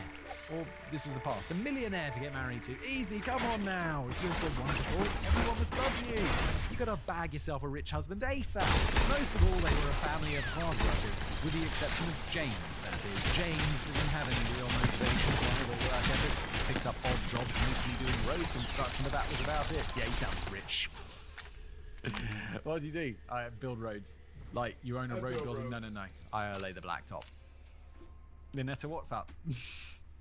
There was no desire to excel in his field or even make it a full-time career that might actually see his wages improve. James seemed perfectly content to just pick up the odd gig here and there at whatever wage was being offered. That's who James had been growing up anyway, but by the time Lynette met him, James had already returned home from World War I, and he came home a completely different man. Whereas James had once been a bit of a directionless slacker after the war, he was basically a piece of furniture. It was just kind of there. Oh no, I thought it was going to be like he came back from war and he was so broken from war that he couldn't stop working and he became enormously successful. That would have been better. It's like, yeah, no, he had some mega trauma and he just didn't want to process it, so he just worked all the time. That's what I did. And oil fields and became a yeah, like that's kind of what I would want to do, kind of. Baron. When he was shipped off to war, James had found himself in France, where he was on the front lines enduring I got a DPS role. That was trench warfare. It's almost all right. Let's see if I can do some Hanzo work go here. Down while fighting in the war. There's a strong chance that the big part of the change in James was the result of PTSD. Yeah, no joke. I'm just started watching that show, Peaky Blinders. And the dude had just got back from the war, and it's like in the first episode, and this dude's like losing his mind from PTSD, and they're like, shake it off, Jim, you're gonna be fine, Jim. And it's like, oh my god, mate, it's because of the trenches of the war. Holy shit. And I know we still struggle with dealing with this stuff, but 100 years ago, it was madness. That is like, he's just shell-shocked, he's gotta shake it off. His unit was also hit with a mustard gas attack, which resulted in permanent scarring to his lungs. The already rather listless James had been rendered essentially useless, as his lungs couldn't really handle physical exertion. War, man. I'm so glad. Like, so far, I just grew up in this time of peace. I mean, for me, at least. Like, if I wanted to be in a war, it's like I'd have to go and sign up for the military as a soldier, rather than just like, oh yeah, we are at war. The country is at war, so you gotta. It's like the thing you gotta do. I'm glad that isn't the reality that happened. And I know it'll be the reality again, like in my kids. Like at some point, it's gonna be a big war. And all the shit that you have in the soil, and the economy will be like ruined, and millions of people die, possibly relations. Oh my god, like seeing that really folded up on WhatsApp or worry about being conscripted. While I was a bit rude towards Lynette and her delusions of grandeur, she was still an intelligent and ambitious woman, even if a lot of her ambition centered around finding a man to provide for her. She and James were hardly a good fit on any sort of personal or emotional level, and she undoubtedly knew that. James's family undoubtedly realized it as well, but they weren't overly concerned. James was damn near 40, and his family had all but given up on the idea that he would ever get married. Suddenly, he caught the attention of this attractive 24-year-old woman. Sure, she liked to smoke, sporting cars, cautiously sarcastic for people's liking. But they were just thrilled that he was actually interested in marrying their low to the sun. Why is she so interested in him? I don't understand. It's like she's ambitious and all this stuff, definitely like narcissistic or whatever. Give her a hard time, me too. But like, if this guy was like super rich or something, I'd be like, well, that's it. She's got some money. She wants that comfortable life. But he doesn't have anything. His family have a little bit of land. What's she going to wait another 25, 30 years? How long do people last? 70, 65, 60? She's what? She's going to wait till his parents die and then finally she gets some land? Woo! The two were wed in December of 1926 and things immediately got off to a rocky start. James came from a hard-working family and as such his father didn't really believe in handouts. He wanted the newlyweds to work hard and make their own way through life rather than just rely on the family for support. Yes, good. I'm gonna advise her. I think like giving your children too much stuff just makes them like lazy and not want to work and all of that. I don't know, I think like in a lot of ways, I think there's a lot of fine. Also, don't give them so much stuff that they become lazy. Like, don't buy them a Porsche for their first car. Get a rental car. Get a rental car. If you want a Porsche, you gotta go work hard. Buy yourself a Porsche. That's not to say he sent them off penniless. James's father paid the down payment on a farm in Crete, Indiana. He assumed that the couple would be able to work the land and that they'd make more than enough to support themselves. This guy, what was his name? The father? I don't care. But he seems to have his head screwed on correctly. What James's father hadn't considered is that neither James nor Melissa had any idea how to farm. They had absolutely no desire to learn in any This was a great piece of water. As even if James wanted that life, he wasn't physically able to provide it because he didn't have any lungs. But he must have been able to do certain things because their wedding, Melissa was already their first child. He may have been the only child the couple would have. It was the only child she needed. But this son of hers was the one that had been prophesied months before her wedding. That's right. Now, there's a prophecy involved because Lynette is a little bit woo-woo. And his son is Jim Jones, isn't he? I forgot this episode about him. We're talking about his like family. And so I'm like, I'm sorry. Kevin, there's a very good way of drawing me into these stories. I'm like, I just forget this episode about Jim Jones, and I'm like,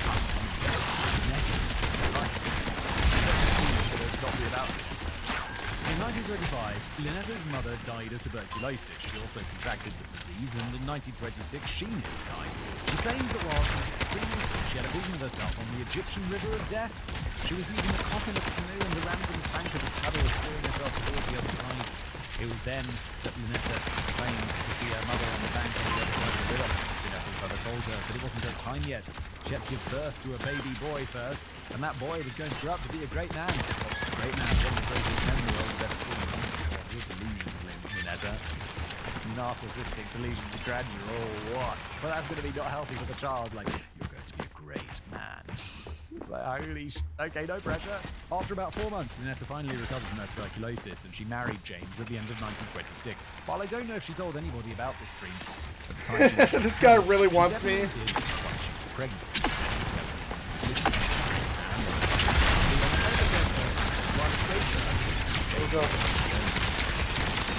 Nope.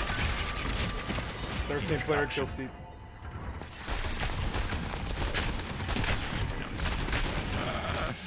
Oh, we're already 12 minutes in. Okay. Normally, this would be at the beginning of the episode, but I swapped these first two sections in the hopes of hiding a specific word from the YouTube algorithm. Yes, if you're listening to this as a podcast, it also goes out on YouTube, so you have to be a little careful with our words. Like the M word, the word, the English alphabet word, the Z word. Don't know what it is. See what it is. Got him. Now we should be almost finished with the video.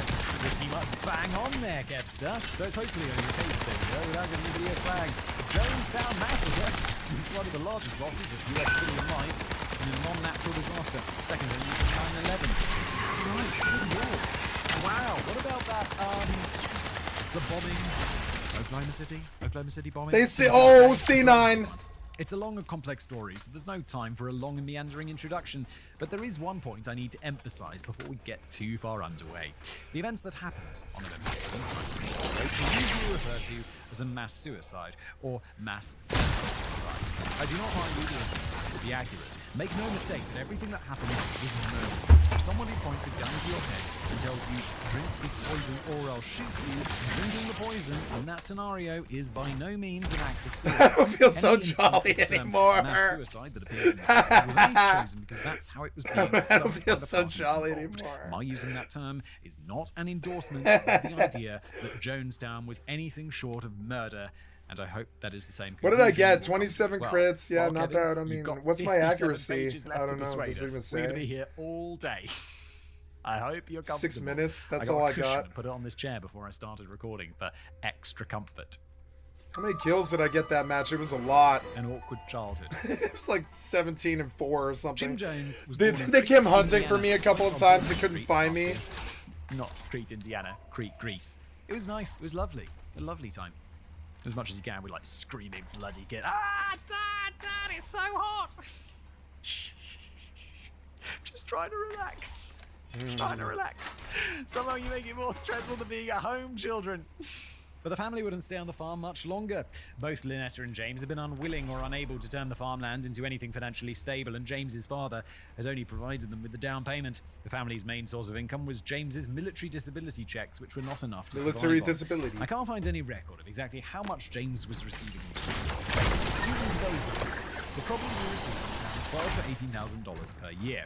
Realistically, it's likely much less, as these events were taking place before the New Deal. Yeah, people just got less money and stuff in the past. In stuff like that, I bet it was way less than that. That's what, $1,000 a month? It's not going to cover the mortgage on a farm, is it? I don't know. Well, I don't know what the mortgage on a farm was, but obviously it's not covering it because we said so. Regardless of the exact number, it was not enough for a family of 3 and their mortgage payments, especially with the Great Depression now making things even more difficult. In 1934, the Joneses finally lost their farm, and James's family bought them a shack in Lynn, Indiana, which would have them closer to the family. It's a bit harsh. It's like, well, I bought you a farm and you didn't do much of that, so next you get a shack. To be clear, this was a very literal shack. It had neither running water nor electricity.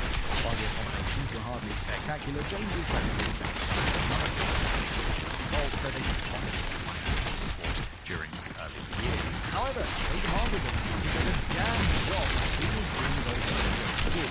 She didn't care if her husband's family should support her and let her be a stay-at-home mum, so she had time to achieve her own greatness. But she also had no choice in the matter. Once Jim was old enough to start kindergarten, Lynetta took a job at the Winchester glass factory. She didn't want to, but she also didn't seem particularly interested in raising her child either. Despite the fact that she told everybody about her vision and that Jim was supposed to be a great man, she was more interested in pursuing her own and nurturing his. But she did so. He was going to be great. From a young age, Jim was instilled with the idea from his mother he was going to be special and great and beautiful and beautiful man. That sounds really dangerous. I joke with my wife. I've got weird. I mean, if she was president, that'd be good. But it's just like a joke. That's insane that your kids would be insane. It's not healthy. Unfortunately, Jim spent much of his childhood with no parental supervision. His father would often spend long periods of time sick from the damage to his lungs, and when he wasn't sick, he would spend most of his time at the local pool hall, playing cards and drinking soda. What is it, prohibition or something? Or beer. There are differing accounts on exactly how James was as a father to Jim. Some sources cite him as being an abusive alcoholic and a member of the Ku Klux Klan, which was massively popular in Indiana at the time.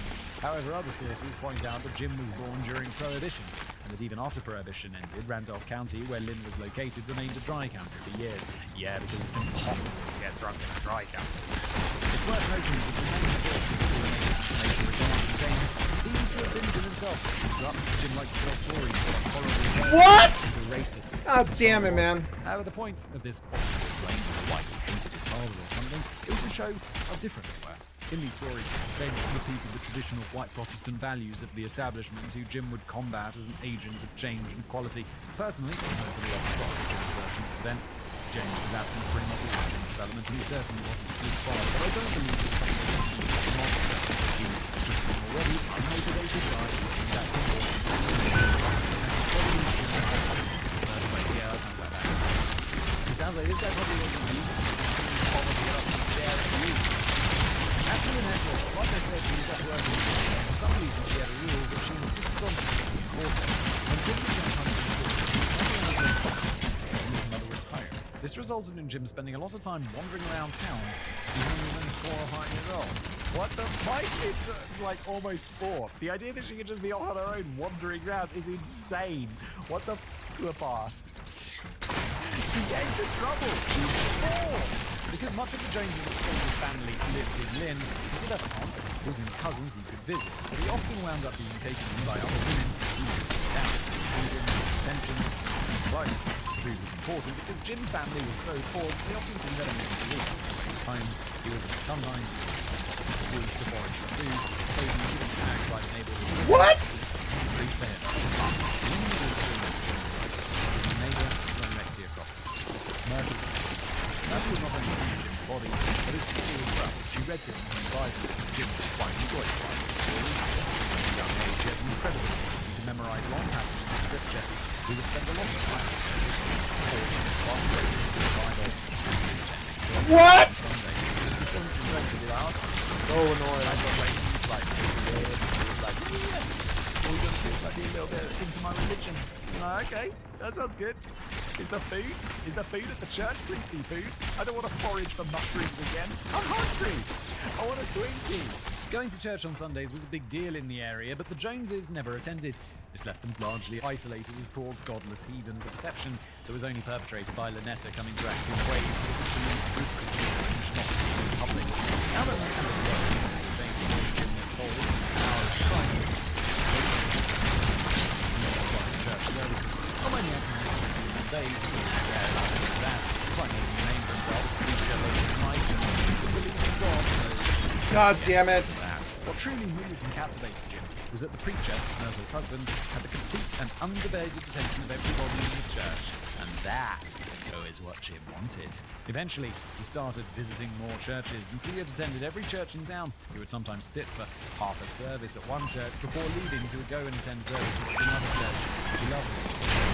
At the same time, he felt like he belonged to people because they thought about him and they believed in Jim. I remember my nan.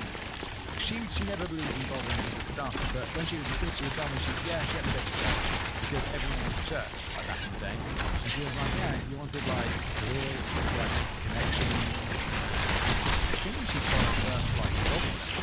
She was a doctor, and like numerous church was like one of the people who like write her a recommendation for being like a good Christian lass. Or something like that, and I'm like, it was wild in the past. She's like, no, I don't think don't be silly, that's not real. It's like, okay, she's ahead of her time. While Myrtle and others found it weird that he was bouncing from church to church, at least he was still attending church services. It was strange, but he was still trying to find his way to Christ and actually what matters. But it wasn't just the adults. Jim had a popular but he still he decided the best way to get that would be to emulate what he saw in church and begin preaching to children in the form of animal funerals. That's weird. That's like we're outside every day. What do you do? Well,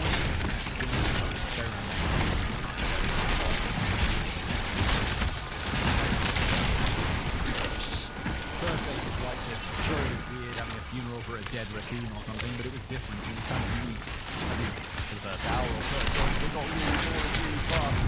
How much are you banging on for about this raccoon? The kids wanted to leave, but Jim no kills for 5 minutes or something. I'm gonna switch up to something that can actually get kills. I'm just gonna switch up. And when he couldn't find a dead animal to hold a service for, nice, never mind. They got kills. This managed not to be the Thank God the diva actually got kills. That is a sign of him becoming a serial killer, isn't it? Or a psycho. Jim Jay's not really a serial killer. It's like, cult leader. But it's weird. It's not a good sign. If your kid's killing animals, get them help. You'll have to tell me what the British equivalent of this game was, Simon. But when I was a kid, one of the games we'd play was Cowboys and Indians, Cops and Robbers. I'm guessing this game is far too problematic to still exist in that form. That was a really popular children's game in America for decades. But at the time of each game, trying to make teams, everybody wanted to be a cowboy. And I chose, well, when we were kids, it was like Cops and Robbers. And it was quite evenly distributed. So I want to be a robber. One wasn't like objectively worse than the others.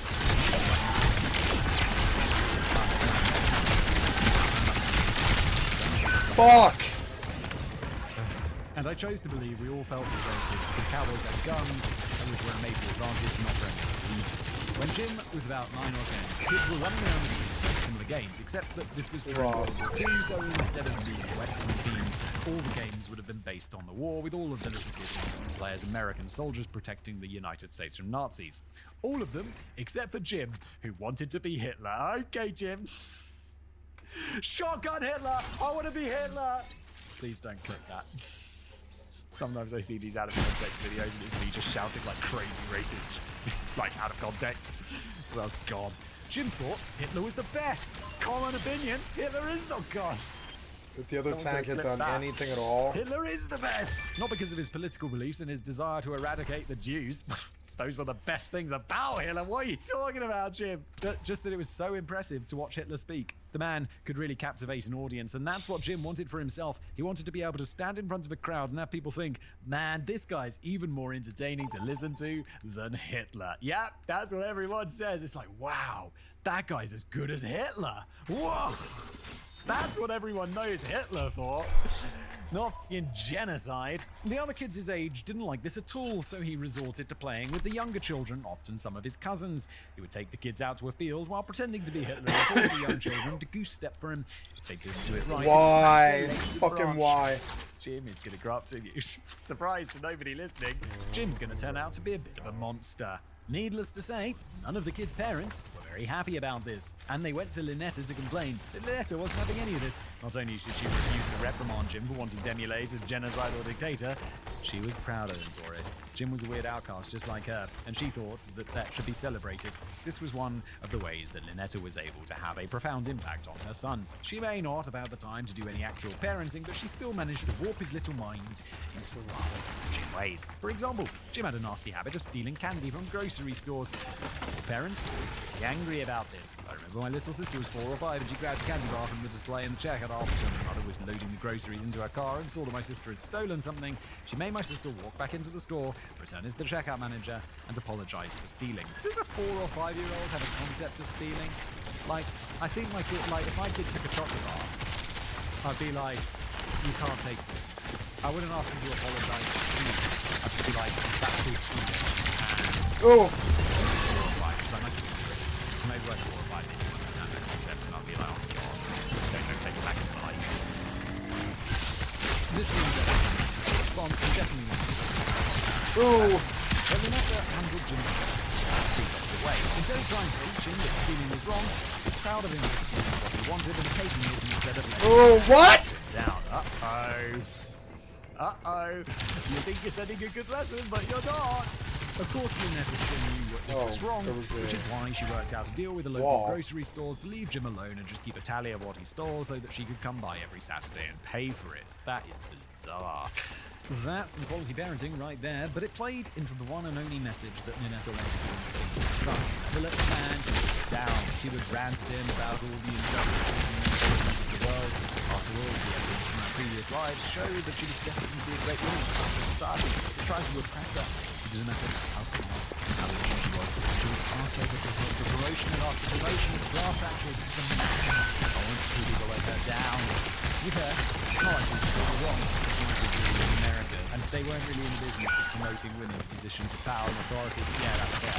That's fair to be honest. Like, she does look like she's like, okay, I still think she's narcissistic, and definitely some of this seems to be on her because she does seem to be a little bit like, ooh.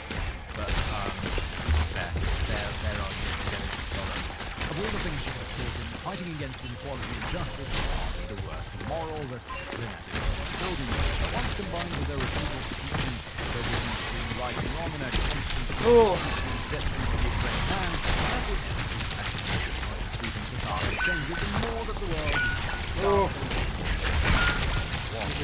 Jim also found a church that because nobody got kills this entire match. Jim didn't really feel welcome in myriadic churches he'd been attending. He enjoyed the services, watching the preachers holding the attention of their congregation, but he still felt like an unwanted outcast. That's when he found the Gospel Tabernacle Pentecostal Church. A church that is an absolute mouthful, and also got the wondrous doctrine of Pentecostalism.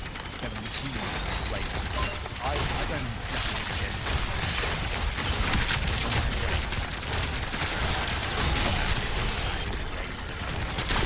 And then there's also tabernacle, gospel, Pentecostal gospels.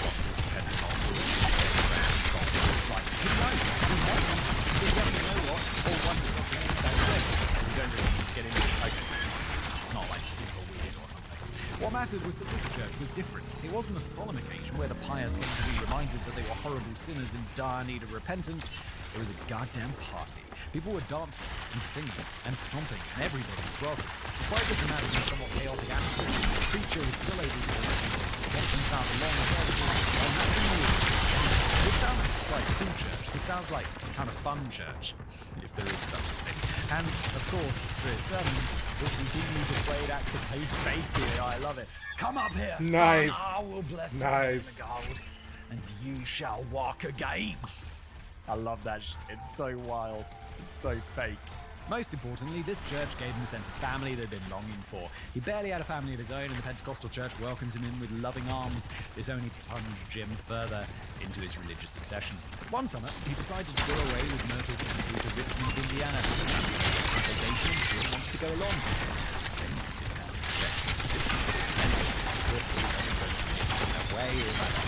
The Kennedys service 4 times a week, and a good sign was had by all.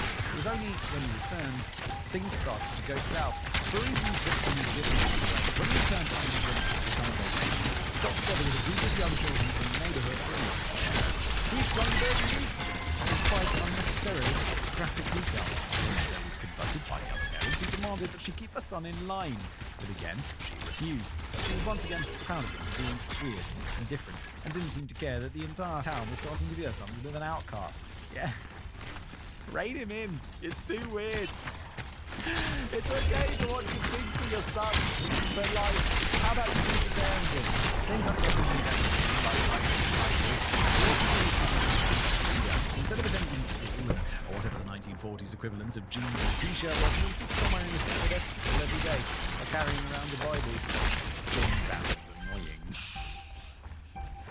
Jim sounds like he's going to get a little bit bullied. He probably deserves it a little bit. Don't wear a suit to school, carry around the Bible. Although I had to wear a suit to school. We had to all, we had school uniforms. Tie, blazer, shirt, long trousers. It was fine. I kind of liked it. I like wearing it. I like dressing in uniform. I just wanted to be more. I really feel smart when you do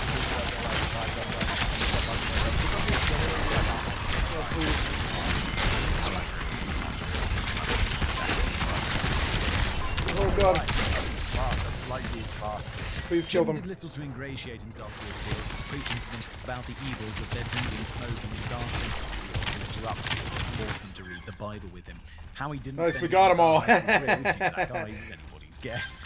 Nice. We're at the same page about Jim Jones getting bullied at school. Yeah, and because we know Jim Jones, you can be like, yeah, a little bit of bullying would have done him good.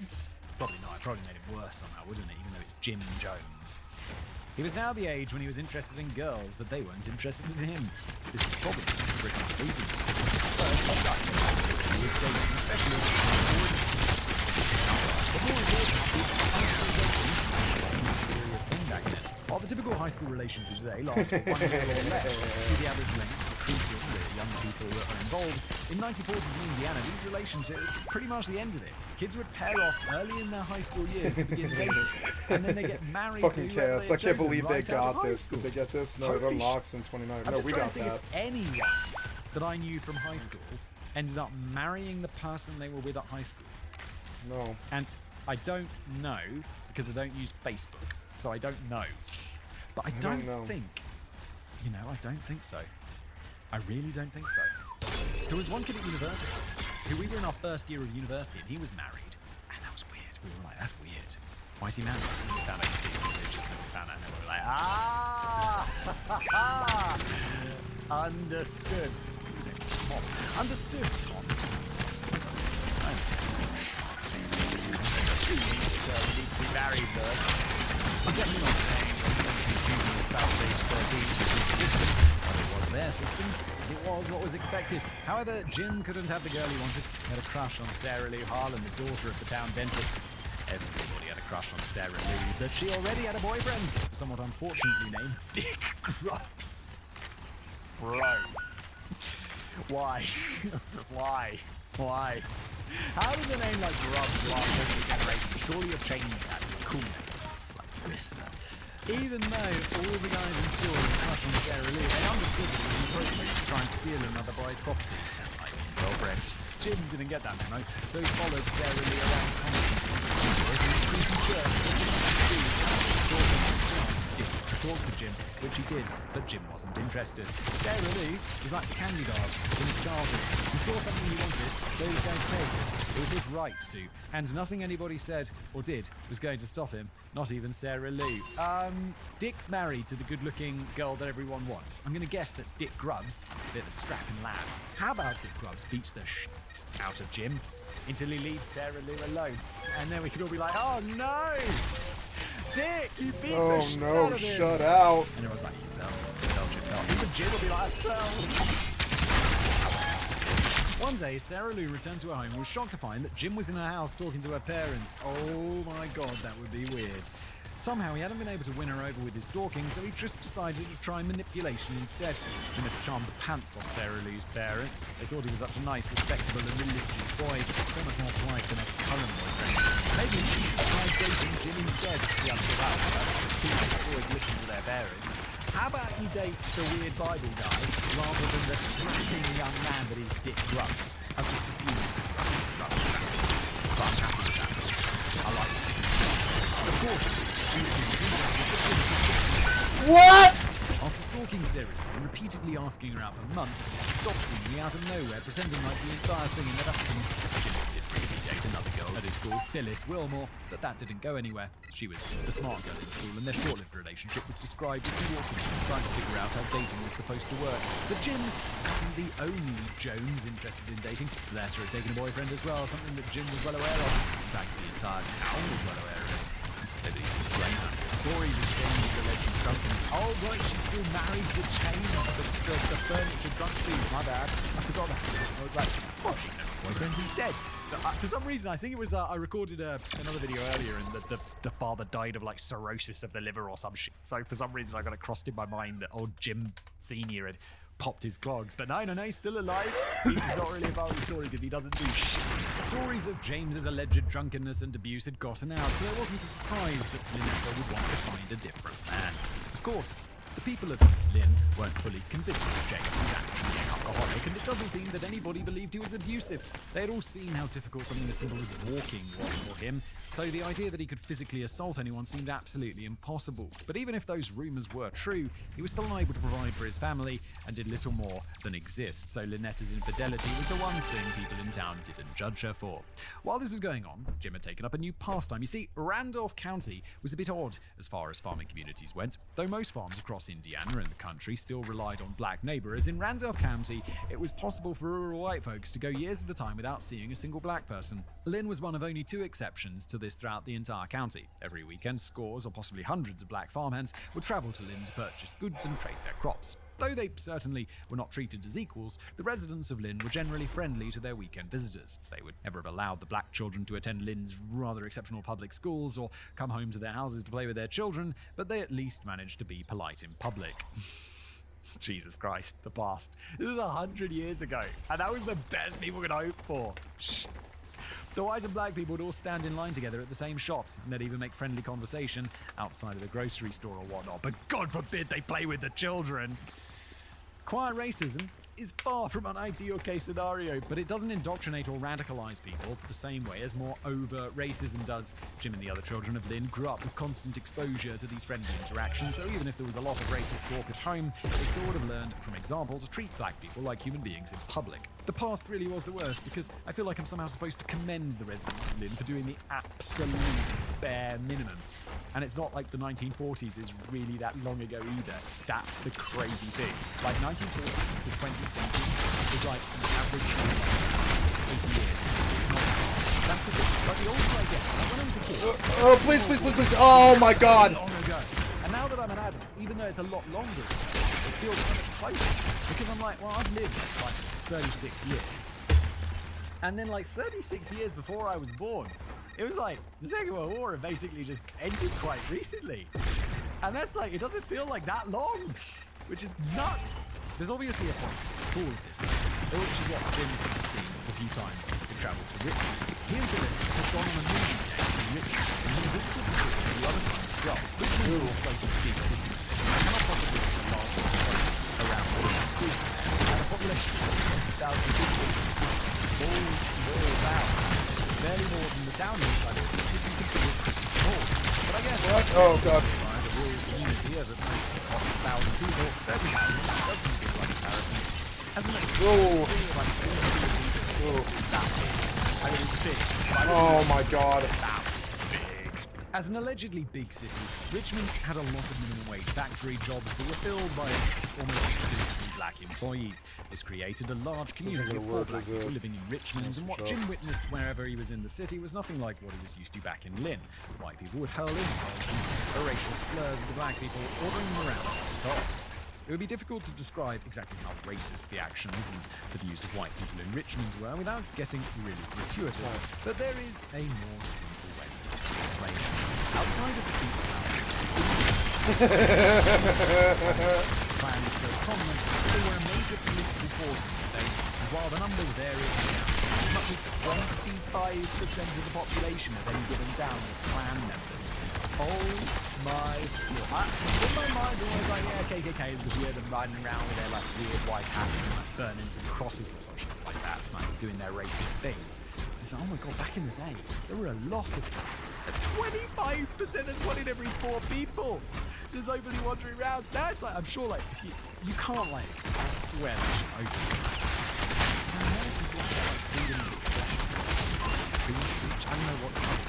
But like, if someone's like wandering around in like KKK now, people will be like, yeah, I mean, it's not illegal. If you go, I'm fairly sure that.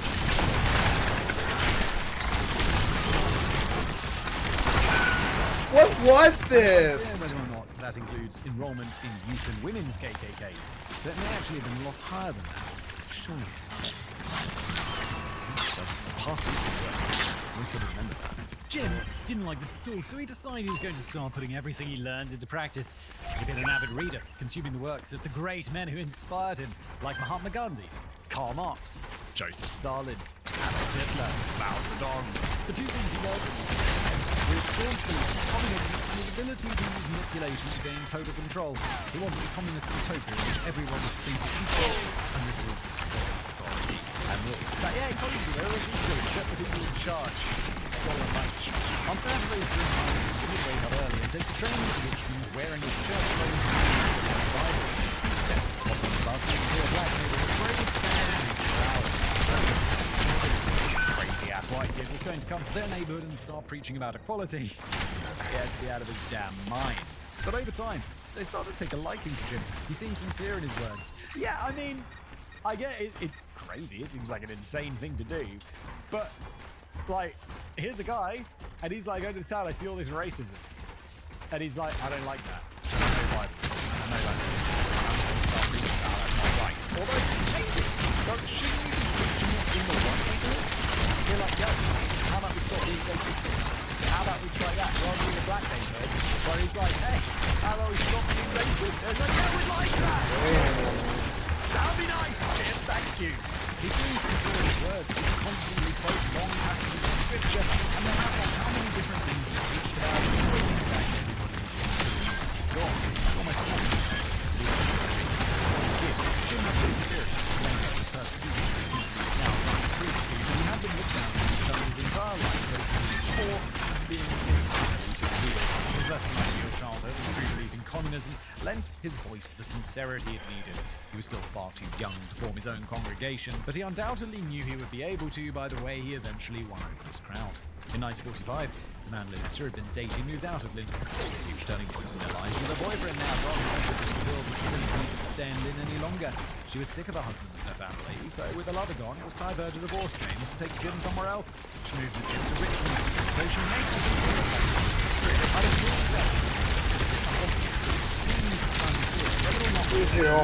God damn it. Was no longer going to give her any financial support.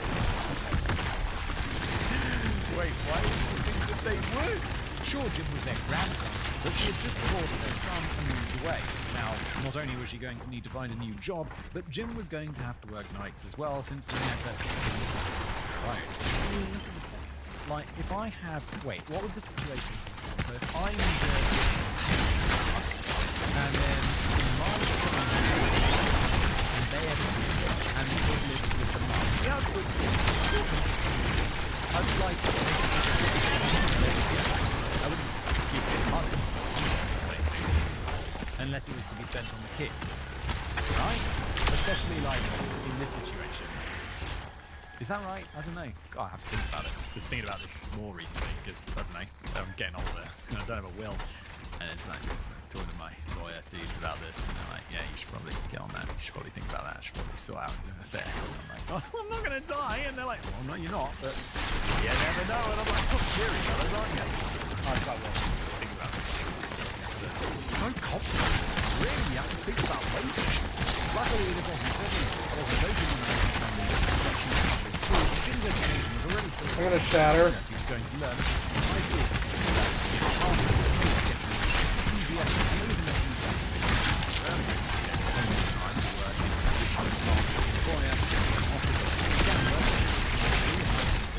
When he was 14 or 15 years old, it was at that job that Jim would meet his future wife. As for old James, he never recovered from the heartbreak after being divorced by Lynetta, or from the mustard gas and died of respiratory failure 6 years after they moved to Richmond, and neither Jim nor Lynetta attended his funeral. However, Lynetta had no problem making sure she called as James' widow to claim his death pension. Now, a cheerful news.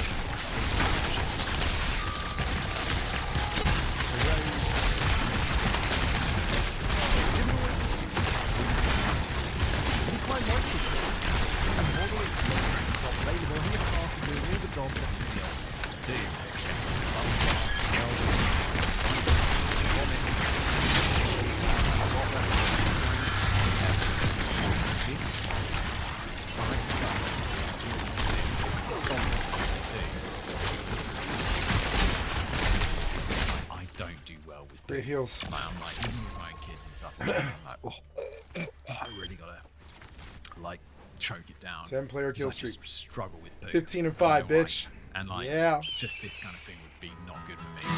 Despite doing that, I'm so glad I just sit in front of this goes out to the healers. They were huge here. Fucking really good. Every day I'm praying. Cool, thanks. Calcito. Like, thank you, gratitude in this episode. Thank you. It's really nice.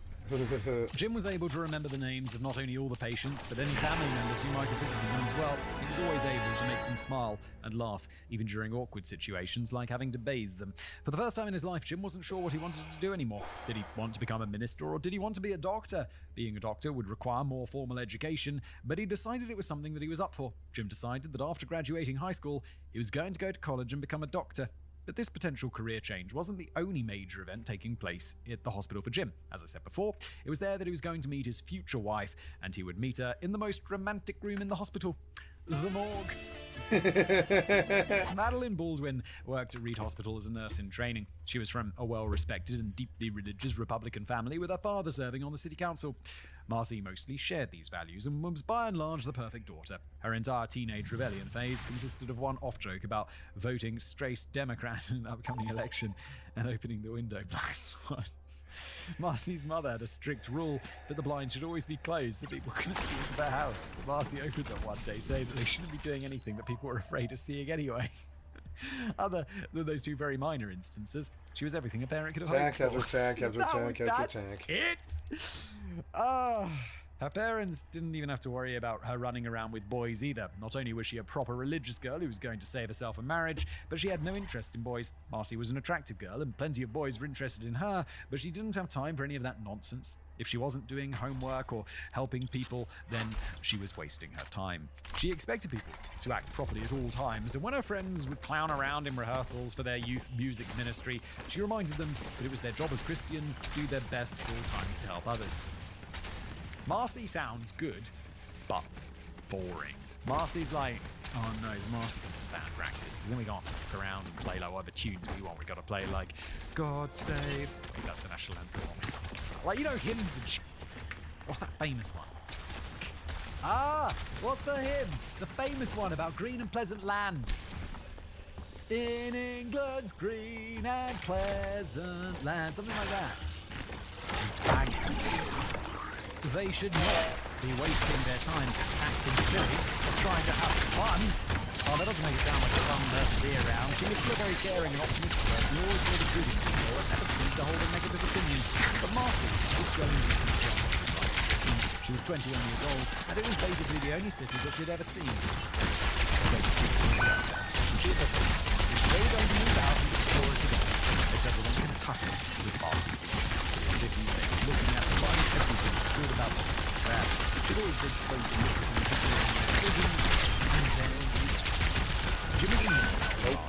compress a body one night in 1948. His reputation had preceded him, and Jim was well respected among the hospital staff.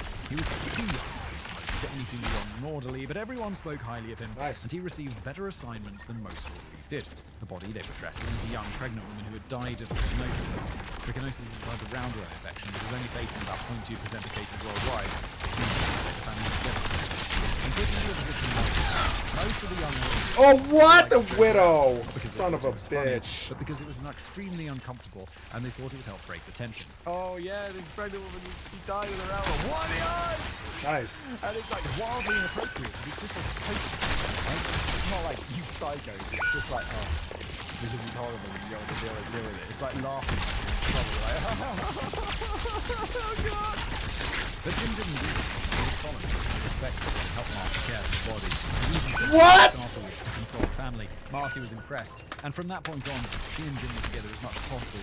Whenever she was on break at work, Jim would be there to spend time with her. Jim liked to talk, and Marcy liked to listen, so they got along well. He spoke of his time growing up, and how his abusive father had driven him to want to help the most unfortunate in the world. So he did but she had also led a rather sheltered life, so she lacked the wisdom of experience. Jim's actions in the hospital seemed to match his words, so she had no idea that he was already manipulating her. Oh no, I thought this was just nice, but it's Jim Jones, isn't it? We're talking about Jim Jones. Oh, I'm like, so bad this story, isn't it? It's not like... Though Jim loved to tell stories and how we always do everything to fight against injustice and inequality, most of these stories were not true. He told Marcy how he'd been a star basketball player in Lynn, who quit the team, and the coach made racist comments. In another tale, he walked out of a barber shop with only half his haircut because the barber refused to serve a black customer. These things never happened, but they made sense to Marcy. It does seem like the type of person that Jim genuinely was. Like, so why make it up when you're actually going into like a neighborhood and preaching about inequality, racism and stuff? You need to make up. Oh, what? Have stories? It was the type of person that Jim seemed to be, and they were values that she agreed with as well. After all, why shouldn't anyone? Brother. Isn't that what is? Together, surely, she and Jim would be doing God's work. And that's exactly how he sold the idea of marriage to her as well. Wherever people were being oppressed and mistreated, that is where their marriage would be. To go and help those people. It was the big adventure she and her husband dreamed of, leaving Richmond and seeing the world. Maybe she could do more good with Jim's. She could work in a hospital in Kentucky. She fell in love with Jim's words. On Christmas Eve, after she was alone, she played on the Jim. What was that? Oh, yeah. We're closed already? We're not impressed. The start, Marcy was 21 and Jim was only 17. He also had a rude, vulgar nature that he learned from his mother. Oh, no! Why not just be charming, Jim? You know how to be charming. What about the girl back in Lynn or whatever? You can't have parents. Just turn on the charm. Put the bonus away. Like, I don't swear about my wife's parents. Or my parents. It'd be weird. So put that away. You use different words with different people. Of course you do. What? Marcy was friends with her parents, but it was because of his rough childhood, and they thought civilized society. Expected Marcy's parents to speak just as brashly as he did, rather than for them to have a polite conversation.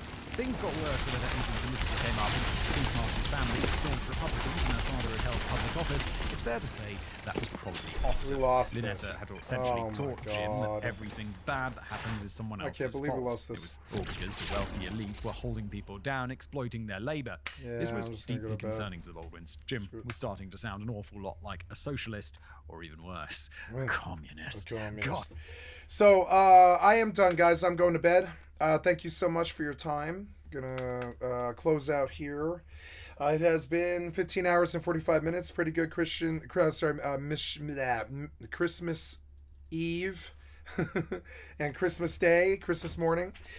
Today I'm not on until later, like PST time, like probably like 9 or 10, maybe, or no, maybe a little bit earlier than that, like 6, 7, 8, somewhere around there. I don't really know, but it's a lazy day because it's Christmas Day. I just want to say thank you for tuning in and thank you for your time. I have Skycatlive. I'm a full-time variety gamer all day, every day. Put me on in the background. Click on the cat space to donate. Come to the Twitch or the YouTube or the Facebook. And thank you so much for your time. This session was recorded in its 15-hour entirety, and I will place it on my YouTube now. and I will stop the video here, but I'll remind you that I have thousands of videos on my YouTube channel. Come check me out.